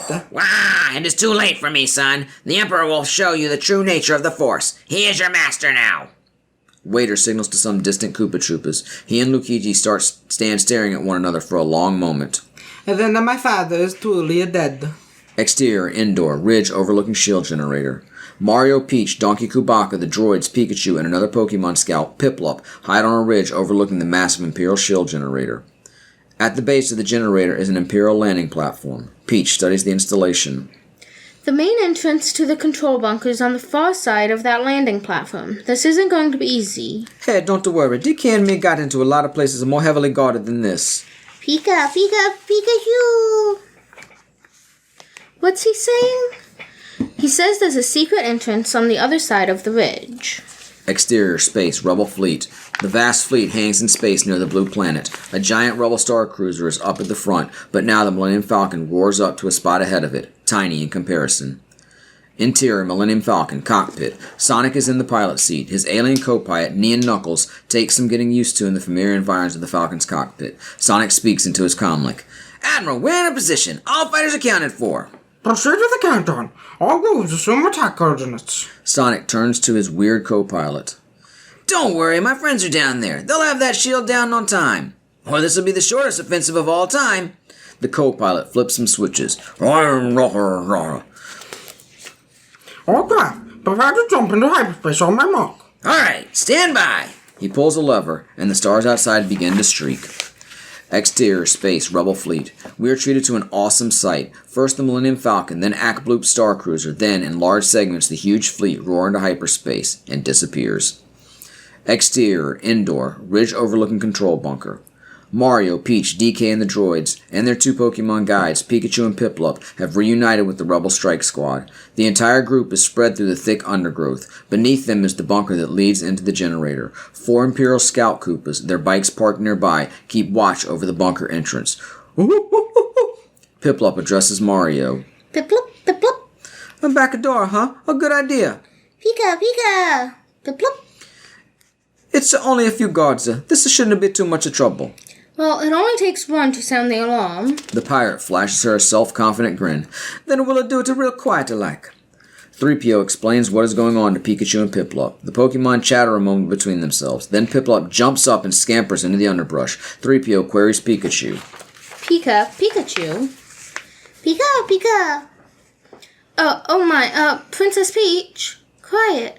I'm afraid our feathery companion has gone and done something rather rash. Oh no. Exterior, the bunker entrance. Piplup has slipped out of the undergrowth near where the Imperial Scouts are lounging. He silently swings his feathered ball of a body onto one of the Scouts' bikes and begins flipping switches at random. Suddenly, the bike's engine fires up with a tremendous roar. Piplup grins and continues flipping switches. The Koopas leap up in surprise. Exterior, Ridge, Mario, Peach, and company watch in distress. Oh, there goes our surprise attacker. Exterior, bunker. The Imperial Scouts race towards Piplup just as his bike comes into motion. Piplup hangs on by his flippers and shoots away into the forest. Look! Over there! Stop him! 3 of the Imperial Scout Koopas jump on their rocket bikes and speed away in pursuit. The 4th watches them go from his post at the door. Exterior, Ridge. Mario, Peach, and DK exchange delighted looks. Not bad for a little feather ball. There's only one left. You stay here. We'll take care of this. Mario and the Wookiee nod at each other and slip down toward the bunker. 3PO moves to stand next to Pikachu and Shy-2. I have decided that we shall stay here. Exterior, forest. Piplup sails through the trees, more lucky than in control. It's scary, but he loves it. When the Imperial Scouts pull within sight behind him and begin firing green shells, he decides he's had enough. As he rounds a tree out of their sight, Piplup grabs a vine and swings up into the trees. A moment later, the Scouts tear under him in pursuit of the still speeding, unoccupied bike. Exterior, bunker. Mario sneaks up behind the remaining Imperial Scout Koopa, taps him on the shoulder, and lets the Scout chase him behind the bunker into the arms of the waiting Rebel Strike Toads. Mario returns to the front and taps out a pattern on the bunker door's control panel. Everyone stands out of sight, police style, as the door opens. Mario and Peach peek inside. No sign of life. The group enters the bunker silently, leaving one lookout behind. Interior, Death Star, Emperor's Throne Room. The elevator opens. Waiter and Luigi enter the room alone. They walk across the dark space to stand before the throne, father and son side by side beneath the gaze of the Emperor. Waiter bows to his master. Welcome, young Skywalker. I've been expecting you. Luigi peers at the bespectacled figure defiantly. The Emperor smiles, then looks down at Luigi's binders. You'll no longer need those. The Emperor motions ever so slightly with his finger, and Luigi's binders fall away, clattering noisily to the floor. Luigi looks down at his own hands, free now to reach out and grab the Emperor's neck. He does nothing. Guards, leave us. The Red Hammer Bros turn and disappear behind the elevator. Emperor Kamek returns his attention to Luigi. I'm looking forward to completing your training. In time, you'll call me Master. You are gravely mistaken. You want to convert me as you did my father. The Emperor gets down from his throne and walks up very close to Luigi. The Emperor looks into his eyes, and, for the first time, Luigi can perceive the evil visage behind the lenses. Oh no, my young Jedi. You will find that it is you who are mistaken about a great many things. Wah! His lightsaber!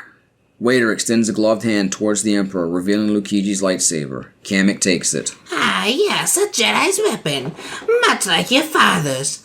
By now, you must know your father can never be turned from the dark side. So, will it be with you? You're wrong. Soon I'll be dead, and you with me. Perhaps you referred to the imminent attack of your rebel fleet. Luigi looks up sharply. Yes, I assure you we are quite safe from your friends here. Waiter looks at Luigi. Your overconfidence is your weakness. Your faith in your friends is yours. Wah! It is pointless to resist, my son. Emperor Kamek turns to face Luigi. Everything that has transpired has done so according to my design. He indicates Endor. Your friends up there on the sanctuary moon Luigi reacts. Kamek notes it. are walking into a trap, as is your rebel fleet. It was I who allowed the Alliance to know the location of the shield generator. It is quite safe from your pitiful little band. An entire legion of my best troops awaits them. Luigi's look darts from the Emperor to Waiter and, finally, to the sword in Kamek's hand. No, I'm quite afraid the deflector shield will be quite operational when your friends arrive. Interior, bunker, main control room. Mario, Peach, DK, and the Rebel Strike Toads storm through a door and enter the main control room, taking all of the personnel prisoner. All right, up, a move, come on, quickly, DK. The Rebel Toads herd the generator controllers away from their panels. Peach glances at one of the screens on the control panel. Mario, hurry. The fleet will be here any moment. Charges, come on. Outside, 3PO watches nervously in the bushes as several more controller Buzzy Beetles and Koopa Troopas run into the bunker, leaving guards at the door. 3PO addresses Pikachu. Oh my, they'll be captured. Pika! He takes off full steam into the forest. Wait, come back. Shaitu, stay with me. Inside the bunker, Mario looks up from setting charges as an Imperial commander enters. Please, you rebel scum! Mario and Peach spin to find dozens of Imperial weapons trained on them and their cohorts. A poised force of Imperial troops surrounds them. Even more pour into the room, roughly disarming the rebel contingent. Mario, Peach, and DK exchange looks. They're helpless. Exterior, space, indoor, Death Star, Rebel fleet. The Death Star and its sanctuary moon hang distant in space as the Rebel fleet comes out of hyperspace with an awesome roar. The Millennium Falcon and several Rebel fighters are at the front as the Space Armada bears down on its target. Interior, Millennium Falcon, cockpit. Sonic flips switches, checks the screen, and speaks into the radio. All wings report in. Red leader standing by! Gray leader standing by! Green leader standing by! Lock as far as an attack position! Interior, Rebel cruiser. From the bridge of the Rebel headquarters frigate, Admiral Akbloop watches the fighters massing outside his view screen. By the Force be with us. Interior, Millennium Falcon, cockpit. Sonic looks worriedly at his echidna co-pilot, Neon Knuckles, who points to the control panel. We've got to be able to get some kind of reading on that shield, up or down. Well, how could they be jamming us if they don't know we're coming? Sonic shoots a concerned look out at the approaching Death Star as the implications of what he's just said sink in. He hits the switch on his comlink. Break off the attack! The shield is still up! Again, no reading. Are you sure? Pull up! Oh crap, pull up! The Falcon turns hard to the left. Out the window, the stars and the Death Star move off right.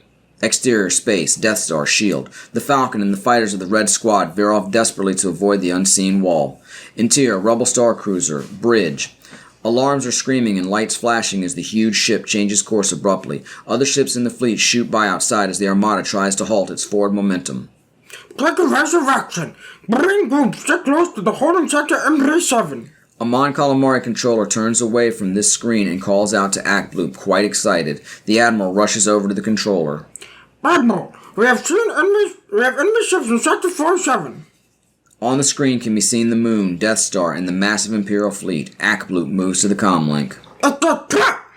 Fighters coming in! There's much excitement on the bridge as the attack begins. The Millennium Falcon and several squads of Rebel fighters head into an armada of TIE fighters. The sky explodes as fierce dogfight ensues in and around the giant Rebel cruisers. There's too many of them! Accelerate to attack speed! Draw their fire away from the cruisers! Copy, go later! The battle continues around the giant cruisers. Interior, Death Star, Emperor's Throne Room. Through the round window behind the Emperor's throne can be seen the distant flashes of the space battle in progress. Come, boy, see for yourself. Kamek is sitting on his throne, with Waiter standing at his side. Luigi moves to look through a small section of the window. From here you will witness the final destruction of the Alliance, and the end of your insignificant rebellion. Luigi is in torment. He glances at his lightsaber sitting on the armrest of the throne. The Emperor watches him and smiles, touches his lightsaber. You want this, don't you? The hate is swelling in you now. Take your Jedi weapon, use it. I am unarmed. Strike me down with it, give in to your anger. With each passing moment, you make yourself more my servant. Waiter watches Luigi in his agony. No. It is unavoidable. It is your destiny. You, like your father, are mine. Exterior, forest, generator bunker. Mario, Peach, DK, and the rest of the strike team are led out of the bunker by their captors. The surrounding area, deserted before, is now crowded with two-legged Imperial walkers and hundreds of Imperial troops. The situation looks hopeless. All right, move it. I said move it. Go on. From the undergrowth beyond the clearing comes, wah, wah, wah, wah. Hello, I say over there. Were you looking for me? Bring those two down here. Let's go. Shaitu and 3PO are standing near one of the big trees. As 6 Imperial Koopa Troopers rush over to take them captive, the 2 droids duck out of sight behind the tree. Well, they're on the way. Shaitu, are you sure this was a good idea? Freeze! Don't move! We surrender. The Koopa Troopers come around the tree and find the 2 droids waiting quietly to be taken. As the Imperial troops move to do that, however, a band of Pokemon drops down from above and overpowers them. Oh, stand back, Shaitu. In a nearby tree, a Pokemon raises a horn to his lips and sounds the Pokemon attack call. All hell breaks loose as hundreds of Pokemon throw themselves into the fray against the assembled Koopa Troopers and their awesome two-legged walkers. Biker Koopas dart about blasting Pokemon, only to be crushed by a volley of rocks tossed by Pokemon from the trees above. In the confusion of the battle, Mario and Peach break away and dive for the cover of the bunker door as explosions erupt around them. Mario goes to the bunker door control panel. The code's changed. We need Shaitu. Here's the terminal. Peach talks into her comlink. Shaitu, where are you? We need you at the bunker right away. Shaitu and 3PO are hiding behind the log as the battle rages around them. Suddenly, wah wah wah, the little asteroid shoots off across the battlefield. 3PO, panicked, runs after him. Going? What do you mean you're going? But going where? Shaitu, no wait, Shaitu! Oh, this is no time for heroics. Come back! Biker scouts race around and over the 2 droids, blasting away at the little Pokemon as the little monsters scurry for cover. A group of Pokemon has moved a primitive catapult into position. They fire off a large boulder that hits one of the walkers. The walker turns and heads for the catapult, blasting away with both guns. The Pokemon abandon their weapons and flee in all directions. Just as the walker moves in to stomp the catapult, Pokemon drop vines restraining 2 huge logs that swing down and smash the walker's head flat. A line of Pokemon hangs desperately to a vine that is hooked to a walker's foot. As the walker moves along, the creatures are dragged behind. 2 speeding bikes chase Pokemon through the underbrush. As the scouts round a tree, they are knocked off their bikes by a vine tied between 2 trees. Exterior, outer space. The Falcon and other Rebel fighters are engaged in a ferocious combat with Imperial TIE fighters, the battle raging around the cruisers of the Rebel Armada. Interior, Millennium Falcon, cockpit. Sonic is in radio communication with the pilots of the other Rebel squads. Watch yourself, Wedge! 3 from above! Where 3? Where 2? Pull in. Got it. 3 of them coming in, 20 degrees. Cut to the left. I'll take the leader. They're heading for the medical frigate. Sonic steers the Falcon through a complete flip as his crew fires at the ties from the belly guns. Pressure steady. Only the fighters are attacking. I wonder what those Star Destroyers are waiting for. Exterior, space, Imperial fleet.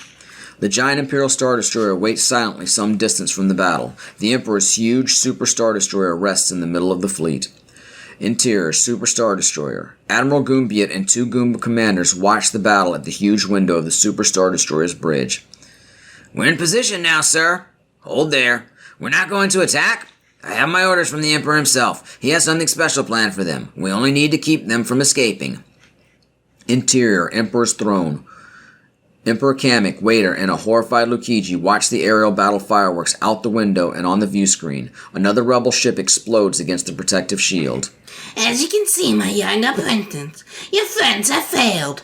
Now witness the firepower of this fully armed and operational battle station. Kamek speaks into a comlink. Fire at will, Commander. Luigi, in shock, looks out across the surface of the Death Star to the Rebel fleet beyond. Interior, Death Star, control room. Buzzy beetles pull back on several switches. Commander Goombarod stands over them. Fire! Interior, Death Star, blast chamber. A button is pressed which switches on a panel of lights. A hooded Imperial soldier reaches overhead and pulls a lever. A huge beam of light emanates from a long shaft. 2 Koopa Troopas stand to one side at the control panel. Exterior, Death Star. The giant laser dish on the completed half of the Death Star begins to glow. Then a powerful beam shoots out towards the aerial battle. Exterior, space, air battle. The area is thick with giant ships. In among them, Rebel X-Wings dogfight with Imperial TIE fighters. Now an enormous Rebel cruiser is hit by the Death Star beam and blown to dust. The Millennium Falcon roars overhead, followed closely by several TIE fighters. Interior, Millennium Falcon, cockpit. The ship is buffeted by the tremendous explosion of the Rebel cruiser. Sonic and his co-pilot are stunned by the sight of the Death Star firepower. That blast came from the Death Star! That thing's operational! He speaks into the comlink. Home 1, this is Gold Leader!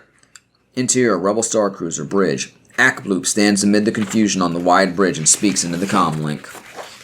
Sir, our craft will have to retreat. You won't get another chance at this, Admiral! We have no choice, General Camerson. Our cruisers can't impel the firepower of that magnitude. Mario will have that shield down. We've got to give him more time.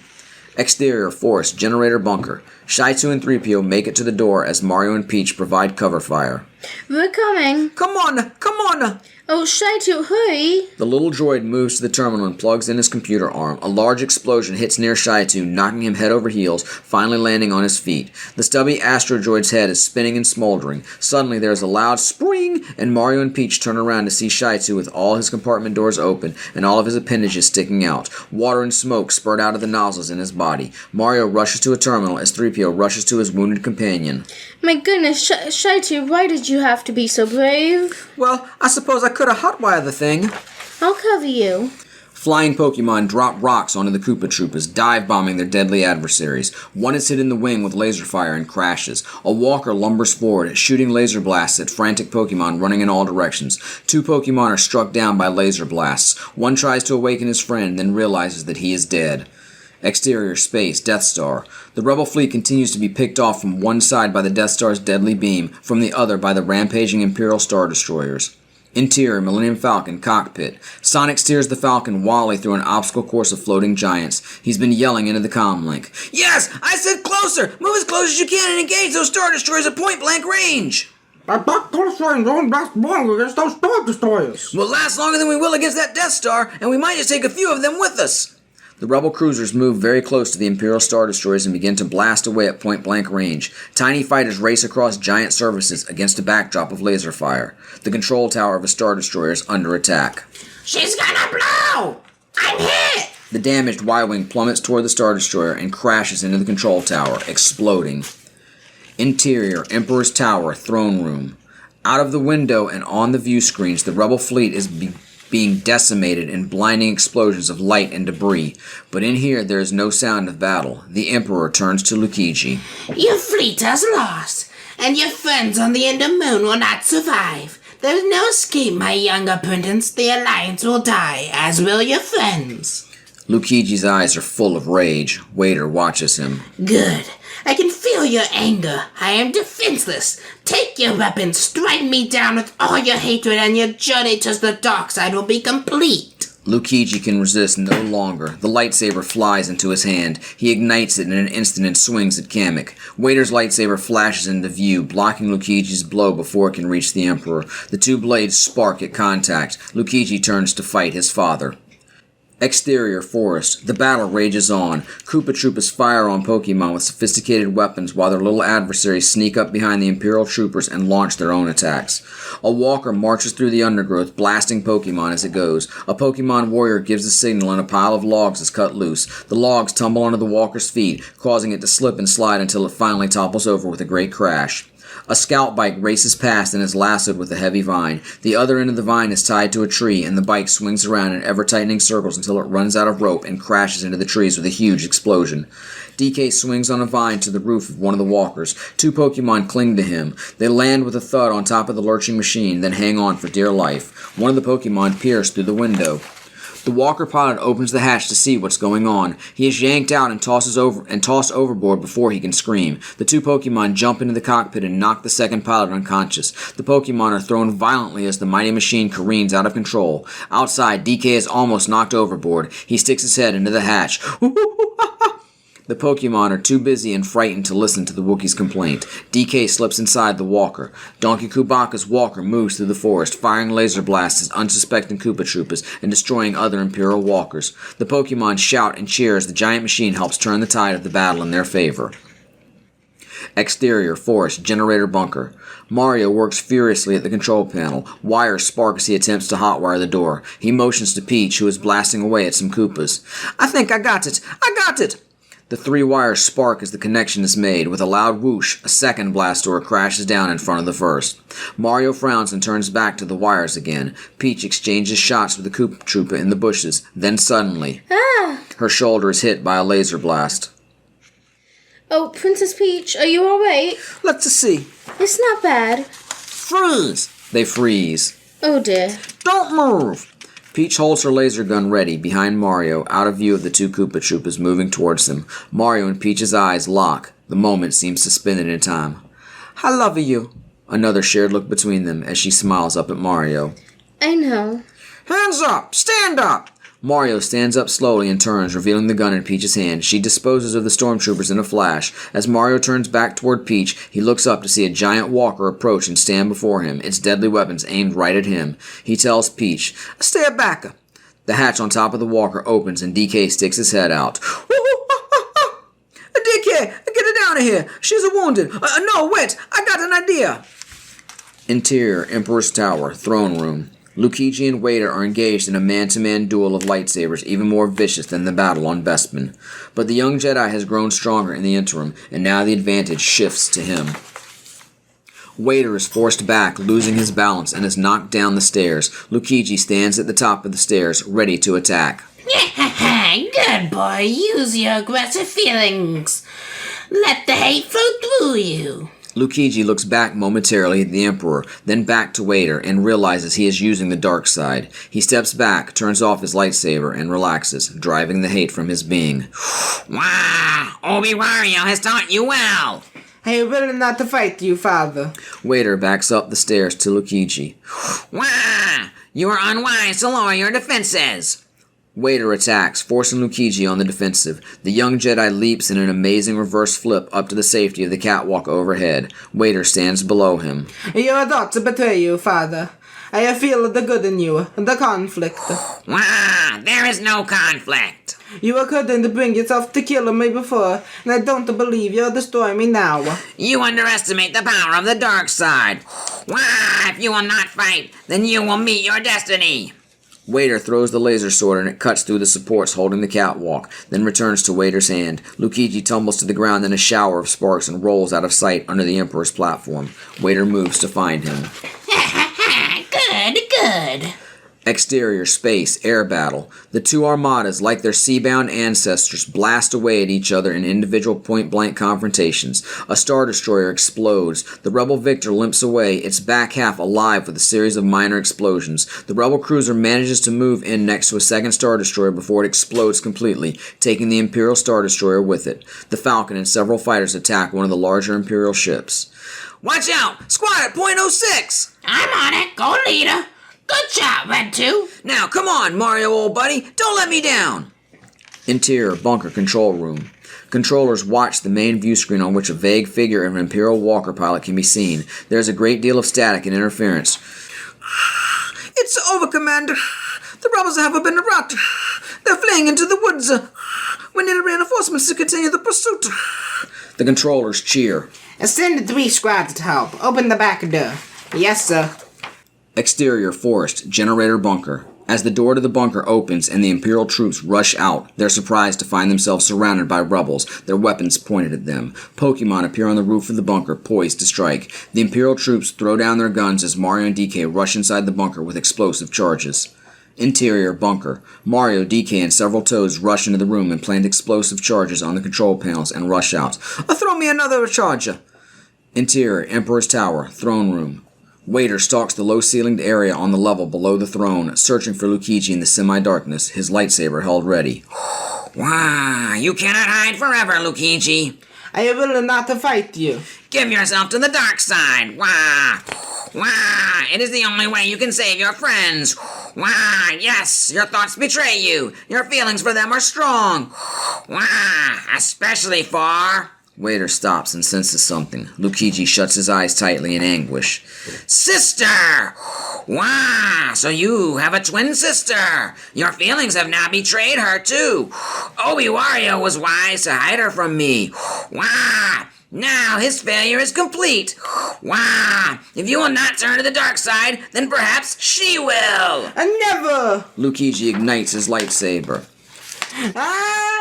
rushing at his father with a frenzy we have not seen before. Sparks fly as Luigi and Wader fight in the cramped area. Luigi's hatred forces Wader to retreat out of the low area and across a bridge overlooking a vast elevator shaft. Each stroke of Luigi's sword drives his father further towards defeat.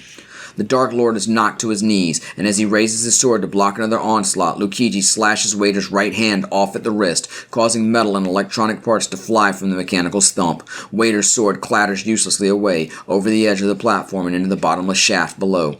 Luigi moves over Wader and holds the blade of his sword to the Dark Lord's throat. The Emperor watches with uncontrollable, pleased agitation. Good. Your hate has made you powerful. Now fulfill your destiny and take your father's place at my side. Luigi looks at his father's mechanical hand, then to his own mechanical black-gloved hand, and realizes how much he is becoming like his father. He makes the decision for which he has spent a lifetime in preparation. Luigi steps back and hurls his lightsaber away. I'll never turn to the dark side. You have failed, your highness. I am a Jedi, like my father before me. Emperor Kamek's glee turns to rage. So be it, Jedi. Exterior forest generator bunker. Mario and several fighters run out of the bunker and race across the clearing. A move! A shockwave knocks them flat as the bunker explodes, followed by a spectacular display as the huge shield generator radar dish explodes along with the bunker. Interior Rebel Star Cruiser bridge. Akbloop, sitting in his control chair, speaks into the radio. The shield is down. Commence attack on the Death Star's main reactor. We're on our way. Red group, gold group, all fighters, follow me.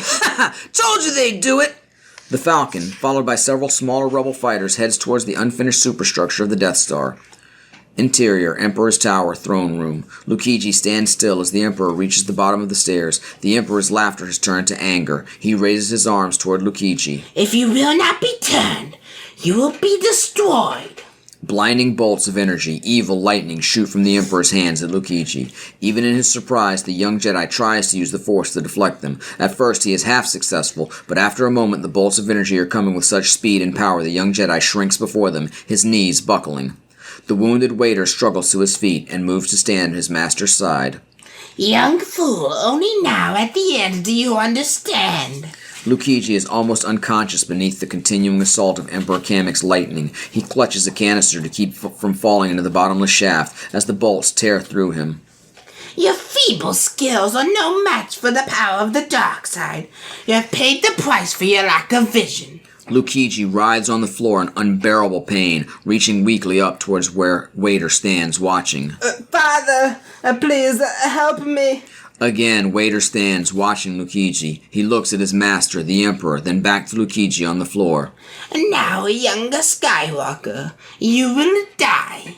Although it would not have seemed possible, the outpouring of bolts from the Emperor's fingers actually increases in intensity, the sound screaming through the room. Luigi's body writhes in pain. Wader grabs Kamek from behind, fighting for control of the robed figure despite the Dark Lord's weakened body and gravely weakened arm. The Emperor struggles in his embrace, his bolt-shooting hands now lifted high, away from Luigi. Now the white lightning arcs back to strike at Wader. He stumbles with his load as the sparks rain off his helmet and flow down over his black cape. He holds his evil master high over his head and walks to the edge of the abyss at the central core of the throne room. With one final burst of his once awesome strength, Darth Vader hurls the Emperor's body into the bottomless shaft.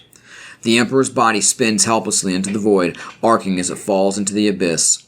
Finally, when the body is far down the shaft, it explodes, creating a rush of air through the room. Wader's cape is whipped by the wind, and he staggers and collapses toward the bottomless hole. Luigi crawls to his father's side and pulls him away from the edge of the abyss to safety. Both the young Jedi and the giant warrior are too weak to move.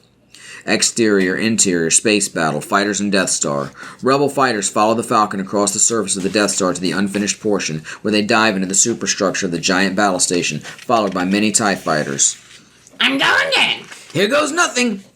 3 X-Wings lead the chase through the ever-narrowing shaft, followed by the Falcon and 4 other fighters, plus TIE fighters who continually fire at the Rebels. Lights reflect off the pilots' faces as they race through the dark shaft. Now lock onto the strongest power source. It should be the power generator. Form up and stay alert. We can run out of space real fast. The fighters and the Falcon race through the tunnel, still pursued by the TIE fighters. One of the X-Wings is hit from behind and explodes. Split up and head back to the surface. See if you can get a few of those TIE fighters to follow you. Copy, Gold Leader. The Rebel ships peel off, pursued by 3 of the TIEs, while Sonic and Wedge continue through the main tunnel. It narrows, and the Falcon scrapes the side dangerously. 2 other TIE fighters continue to blast away at them. That was too close! Neon Knuckles agrees. The battle between the Rebel and Imperial fleets rages on. Several cruisers fire at the giant Super Star Destroyer. Interior, Rebel Star Cruiser, bridge. We got to give those fighters more time. Concentrate all fire on that Super Star Destroyer. X-Wing pilots head across the surface of the huge battleship. Interior, Wader Star Destroyer, bridge. Admiral Goombiet and a commander stand at the window, looking out at the battle. They look concerned. Sir, we've lost our deflector shield. Intensify the forward batteries. I don't want anything to get through. The commander is looking out of the window where a damaged rebel fighter is out of control and heading directly towards the bridge. Intensify forward firepower. It's too late! The ship hits the Star Destroyer, causing a huge explosion. The giant battleship loses control, crashes into the Death Star, and explodes. Interior, Rebel Star Cruiser. There's excitement on the bridge as the battle rages on all sides. They cheer as the giant Star Destroyer blows up. Interior, Death Star, main docking bay. Chaos. For the first time, the Death Star is rocked by explosions as the Rebel fleet, no longer backed against the wall, zooms over, unloading a heavy barrage. Imperial troops run in all directions, confused and desperate to escape. In the midst of this uproar, Luigi is trying to carry the enormous dead weight of his father's weakening body toward an Imperial shuttle. Finally, Luigi collapses from the strain. The explosions grow louder as Wader draws him closer. Luigi, help me take this mask off. But you'll die. Nothing can stop that now. Just for once, let me look on you with my own eyes. Slowly, hesitantly, Luigi removes the mask from his father's face. There, beneath the scars, is an elderly man with a bulbous pink nose and a sharply angled mustache. His eyes do not focus, but the dying man smiles at the sight before him. Now, go, my son. Leave me. No, you're coming with me. I can't leave you here. I've got to save you. You already have, Luigi. You were right about me. Tell your sister you were right. Father, I won't leave you. Darth Vader, Anakin Skywalker, Luigi's father, dies. A huge explosion rocks the docking bay. Slowly, Luigi rises and, half carrying, half dragging the body of his father, stumbles toward a shuttle. Exterior, Death Star. The Millennium Falcon leads a swerving bomb run through the immense superstructure of the half-built Death Star. The Rebel Star cruisers outside continually bombard the huge station, and each direct hit is answered by resonating chain reaction explosions within the station itself. Interior, cockpit, and gun ports of the Falcon. Sonic's crew fires away at the pursuing TIE fighters as the dashing Baron of Bespin and his Echidnan co-pilot home in on the main reactor shaft. It is awesome. A lone X-Wing is just in front of the Falcon. There it is! All right, Wedge, go for the power regulator on the North Tower. Copy, go later. I'm already on my way out. The X-Wing heads for the top of the huge reactor and fires several proton torpedoes at the power regulator, causing a series of small explosions. The Falcon heads for the main reactor, and when it is dangerously close, Sonic fires the missiles, which shoot out of the Falcon with a powerful roar and hit directly at the center of the main reactor. He maneuvers the Falcon out of the whining superstructure just ahead of the continuing chain of explosions. Interior, Rebel Star Cruiser. Akbloop and other Mon Calamari lean on the railing of the bridge, watching the large screen showing the Death Star in the main briefing room. Move the fleet away from the Death Star. Exterior, Death Star. An Imperial shuttle, with Luigi alone in the cockpit, rockets out of the main docking bay as that entire section of the Death Star is blown away. Finally, just as it looks like the Falcon will not make it, Sonic expertly pilots the craft out of the exploding superstructure and whizzes toward the Sanctuary Moon, only a moment before the Death Star supernovas into oblivion. Interior, Millennium Falcon cockpit. Sonic and Neo Knuckles laugh and cheer in relief. Exterior, Endor Forest. Mario and Peach, DK, the droids, the Rebel Toads, and the Pokemon all look to the sky as the Death Star reveals itself in a final flash of self-destruction. They all cheer. They did it! Mario looks down from the sky to Peach, a look of concern on his face. Peach continues to look at the sky as though listening for a silent voice. I'm sure Luigi wasn't on that thing when it blew. He wasn't. I can feel it. You love him, don't you? Peach smiles, puzzled. Yes. All right, I understand. Fine. When he comes back, I want to get in the way. She realizes his misunderstanding. Oh, no, it's not like that at all. He's my brother. Mario is stunned by this news. She smiles, and they embrace. Exterior, Endor Forest, night. Luigi sets a torch to the log stacked under a funeral pyre where his father's body lies, again dressed in black mask and helmet. He stands, watching sadly, as the flames leap higher to consume Darth Vader, Anakin Skywalker. In the sky above, fireworks explode and Rebel fighters zoom above the forest. Exterior, Pokemon Village Square, night. A huge bonfire is the centerpiece of a wild celebration. Toads and Pokemon rejoice in the warm glow of firelight, drums beating, singing, dancing, and laughing in the communal language of victory and liberation. Sonic runs in and is enthusiastically hugged by Mario and DK. Then, finally, Luigi arrives, and the friends rush to greet and embrace him. They stand close, this hearty group, taking comfort in each other's touch, together to the end. Rebels and Pokemon join together in dancing and celebration. The original group of adventurers watches from the sidelines. Only Luigi seems distracted, alone in their midst, his thoughts elsewhere. He looks off to the side and sees 3 shimmering, smiling figures at the edge of the shadows. Obi-Wario, Yoshi, and Anakin Skywalker. Fade out. Alright, thank you so much for joining us for this very fun episode of LexiCon. Make sure you come back next time when the conversation will continue. But until then, I am and will continue to be Maddie. Lexi. Dylan. And this is LexiCon Concluded. May the force be with you. Bye.